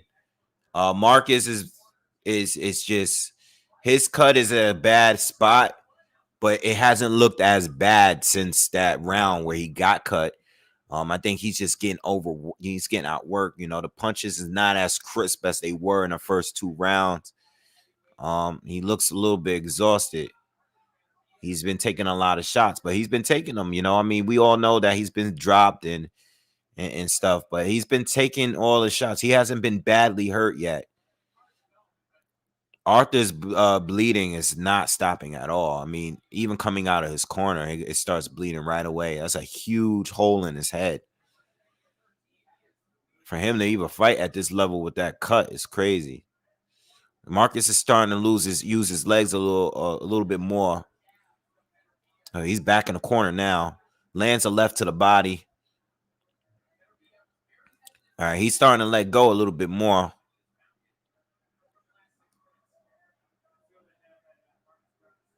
Marcus is doing a little better this round, but Beterbiev is keeping that pressure up. Got him against the ropes again. Lands a combination. Punching around the guard, through the guard, to the body, up top. Most of it getting blocked, though, by Browne. Most of it getting blocked. Nice left. Oh, big left hook to the body. That did it. It wasn't the right hand up top. It was the left hook to the body that lands, and Marcus Browne is down. He got up. Beterbiev landed a liver shot, put Browne down, and landed a right hand up top. Browne is back up.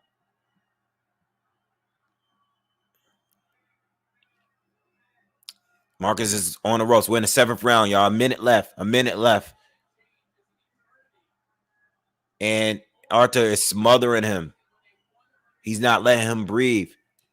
Marcus is on the ropes. He is no longer mobile. 50 seconds left in the 7th round.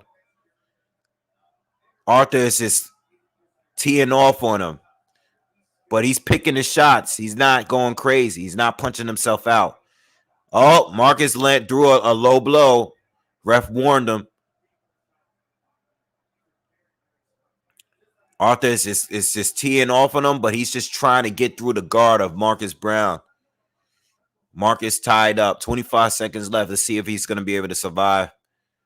It's the body shot that hurt him, not the shots up top. Beterbiev ain't doing enough body work.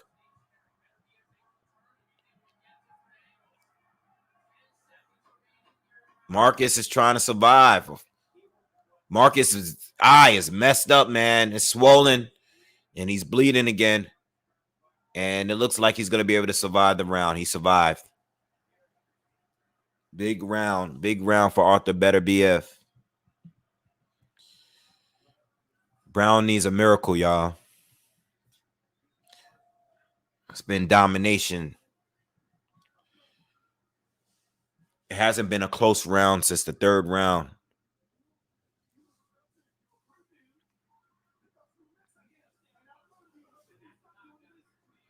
Browne's showing a lot of toughness, though. He's showing a lot of heart. He's showing a lot of toughness. He's not doing that much holding.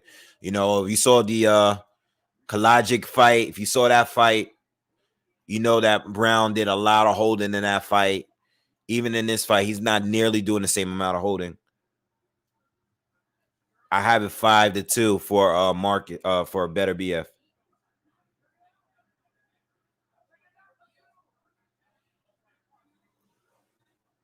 All right, round I think we're in 8. Round 8, y'all. Round 8. Smash that like button if you haven't. If you're here, if you haven't hit that like button, hit that like button. Marcus comes out holding Beterbiev.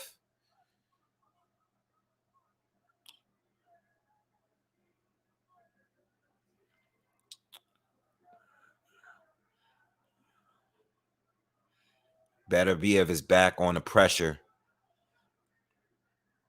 Marcus is trying to move. He's trying to stay off the ropes. Now he's in the center of the ring with him, and now he's actually exchanging with Beterbiev on the inside. Well, Beterbiev is muscling him around a little bit, but Marcus is getting the shots off.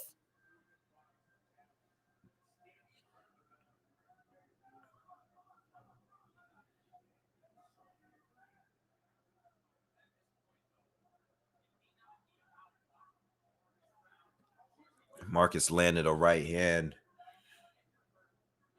Beterbiev lands 2 jabs. Minute 48 seconds left in the round, the 8th round.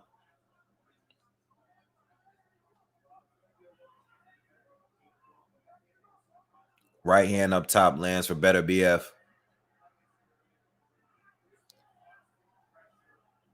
It's just the pressure, man. It's just too much pressure. Marcus is he's just taking a beating.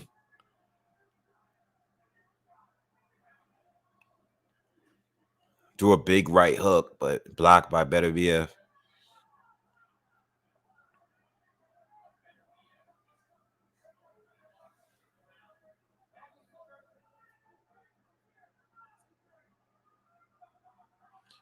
See, Arthur's still pressuring him, y'all. It's just that he's not throwing many punches here. Neither is Marcus. 50 seconds left in the 8th round. Not a lot of punches from Artur here in this round. More punches from Marcus. Marcus is coming forward a little bit here.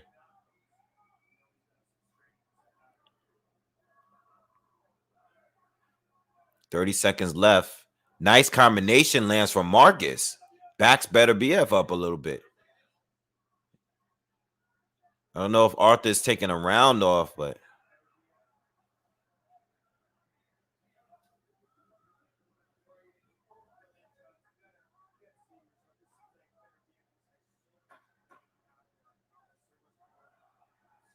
straight right lands for Beterbiev. Left to the body lands for Marcus. I think Beterbiev took the round off. Marcus got some shots in there. I'm giving him that round. Was able to back up Beterbiev up a little bit. Marcus Browne is still in the fight. He's taking a lot of punishment, but he's still in the fight, man. They're still trying to control this cut over Beterbiev's eye, or I mean his forehead. I gave Marcus Browne that round.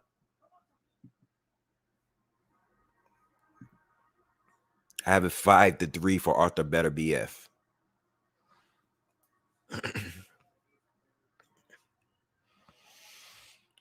Cut is bad, but they don't look like they're stopping it, you know? I think Beterbiev's cut on his forehead is stretching out a little bit, but it's not that. The cuts are still like, you know, what they were. All right, so we're in the 9th round, y'all. I have it score 5-3 for Arthur, but Arthur got a knockdown too. And his rounds that he won were a lot more dominant. Arthur is landing. He's coming out. He's going hard this round. I don't know if he only 30 seconds in, and he's all over Browne, and Browne is down. Arthur lands an uppercut through the guard. I don't know if Browne is going to survive this round. Arthur took the last round off. I just told y'all, and he came out. I don't think Browne is getting up, y'all. It's over. Browne stayed down on one knee. Good win. Good win. Good fight. That was a good fight. This is a good fight. A bloody mess, though. Both of them are all messed up looking. There's blood all over the place, but good fight. Good win.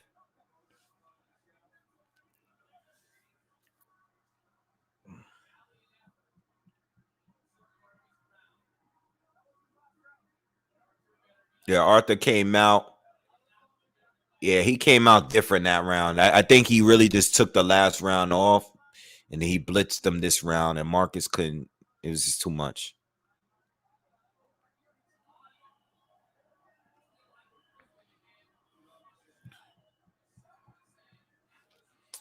You know, it don't have to be Canelo. It could be Zerto. It could be Bivol. You don't have to just be Canelo, you know? All those fights are cool too, but it don't have to just be Canelo.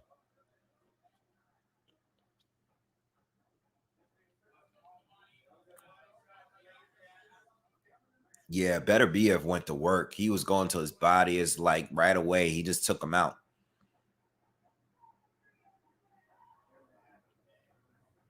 He needs to get back in the ring soon, though. He's 36, man. You got to let that cut heal. He has to get back in there. He has to get back in there. You know? What do y'all think? Good night, Charles. Good night.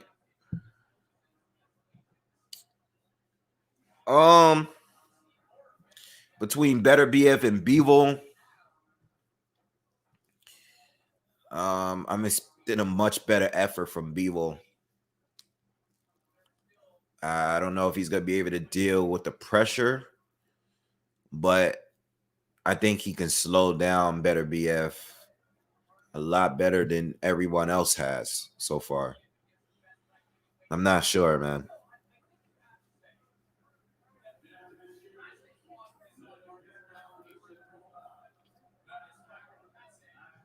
Hit that like button, y'all.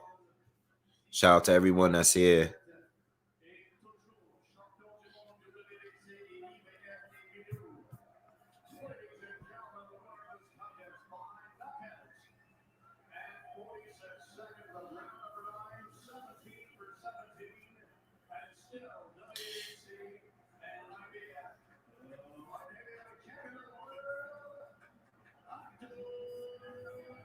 Yeah, he turns 37 in January. Yeah, he needs to stay active. He'll be 37 soon.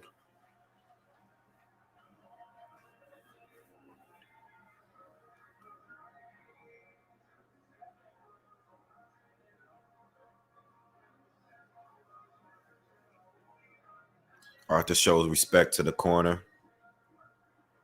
I think Marcus left. He didn't stick around for an interview.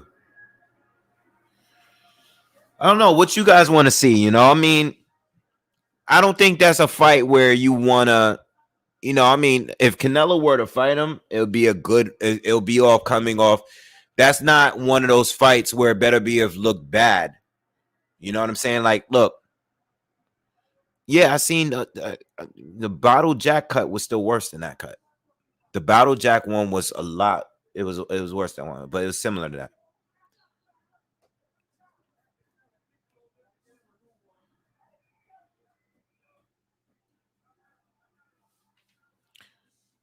I'm good with all the fights. You know, I'll tell you right this though, because it's a thing that's been said. I'm not gonna listen to the interview because I don't want to deal with the translate and all that right now.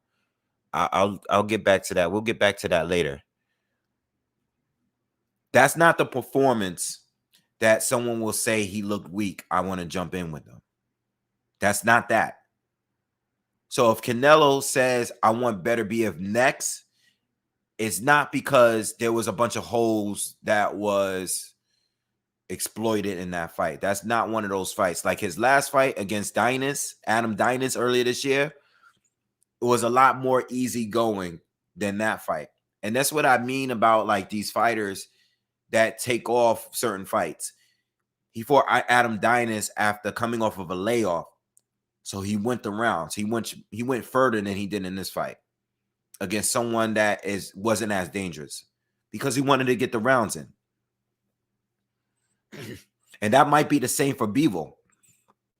You know, Bivol didn't look all that great the last couple fights, but maybe it's just because of who he's facing.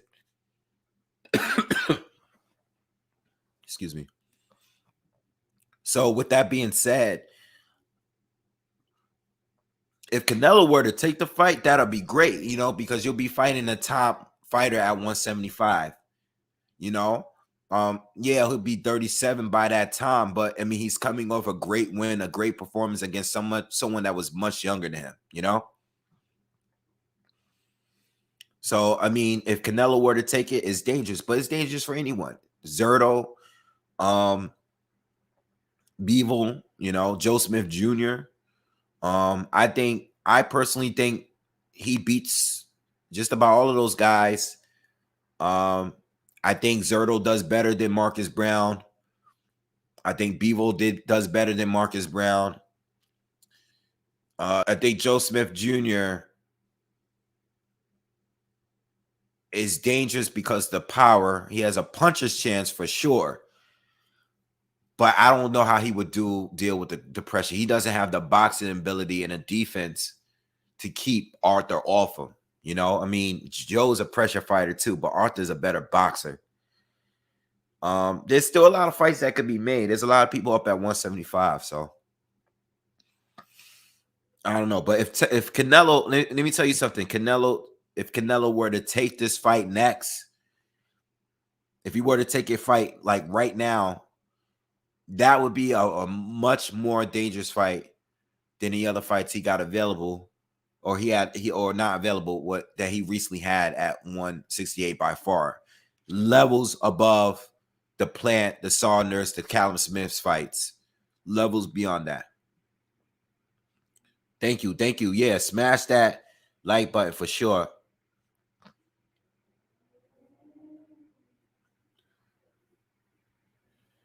I don't think this is a good matchup for Canelo. I'm not saying he would lose. All I'm saying is that Canelo against Beterbiev can't afford to fight backwards. Not against him.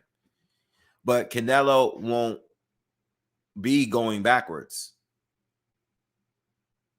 I think if you can get Beterbiev is not indestructible. If you can get the guy to stop coming forward, or if you can keep the fight in the center of the ring, you could do much. Beterbiev is not tall. He doesn't have the longest arms. He doesn't use his jab. Is a guy that needs to be mid-range, close range to get his offense in. He's not beatable, but I think if Canelo were to take it, it would be a risky fight. It's not. People say like certain fighters pick certain fights once guys age up. This wouldn't be it to me, in my opinion. I think it'd be a legitimate scrap, a respectable fight if Canelo were to fight right now, even at that age, based off that performance.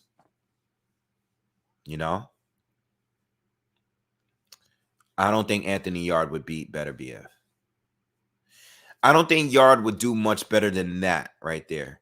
I think Yard might be able to do a little bit more as far as taking the punishment. But I actually think Marcus Browne took the punishment better than I expected him to. Black Cap 997, thank you for your $5 donation. Beterbiev looks like a cruiserweight, and he would be a great cruiserweight, but no one but people like me cares about those maybe excellent fights.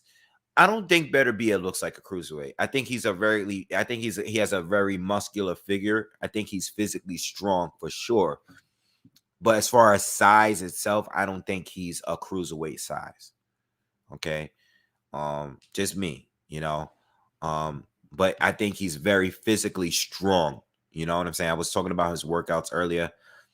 He's physically strong. I just don't think he's the size of a cruiser. Going up to cruiserweight would be a different fight. He's not tall, doesn't have the long arms. I don't think he's physically that big compared to those cruiserweights up there. A lot of those cruiserweights can easily be a heavy. You got to remember that. So when we talk about cruiserweights, 175 to a 200-pound max, whole 25-pound difference. These guys are weighing in at 199, whereas Artur Beterbiev is weighing at 175. A lot of those guys at cruiserweight has fought in heavyweight and can easily fight there. Or bridgerweight now, because you have bridgerweight, so we can't skip that weight.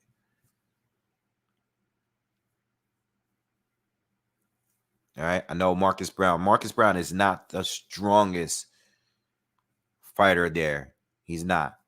The thing is, Marcus, very athletic, wasn't really able to show it, because of the pressure. But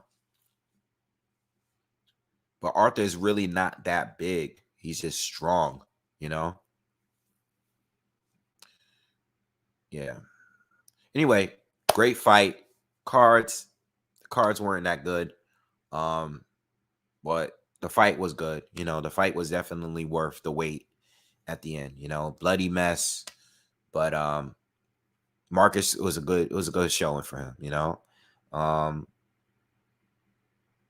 It took a lot to take him down. He didn't look chinny in this fight, whereas he looked chinny in others. All right. Anyway, if you're new, subscribe to the channel. Share the video if you can. Smash that like button if you haven't already. Hit me up on all social media platforms, Twitter, Instagram, at BoxingWave10. And as far as tomorrow, I don't know about the fights. I'm going to try to get home on time to jump on Chisora and Parker too. If I can, I'll be here. As far as the Zerto fight, Jake Paul fight, I'll let you guys know. If I can get on, I'll be on. If I can get on, I'll be on with you guys. All right, I got you.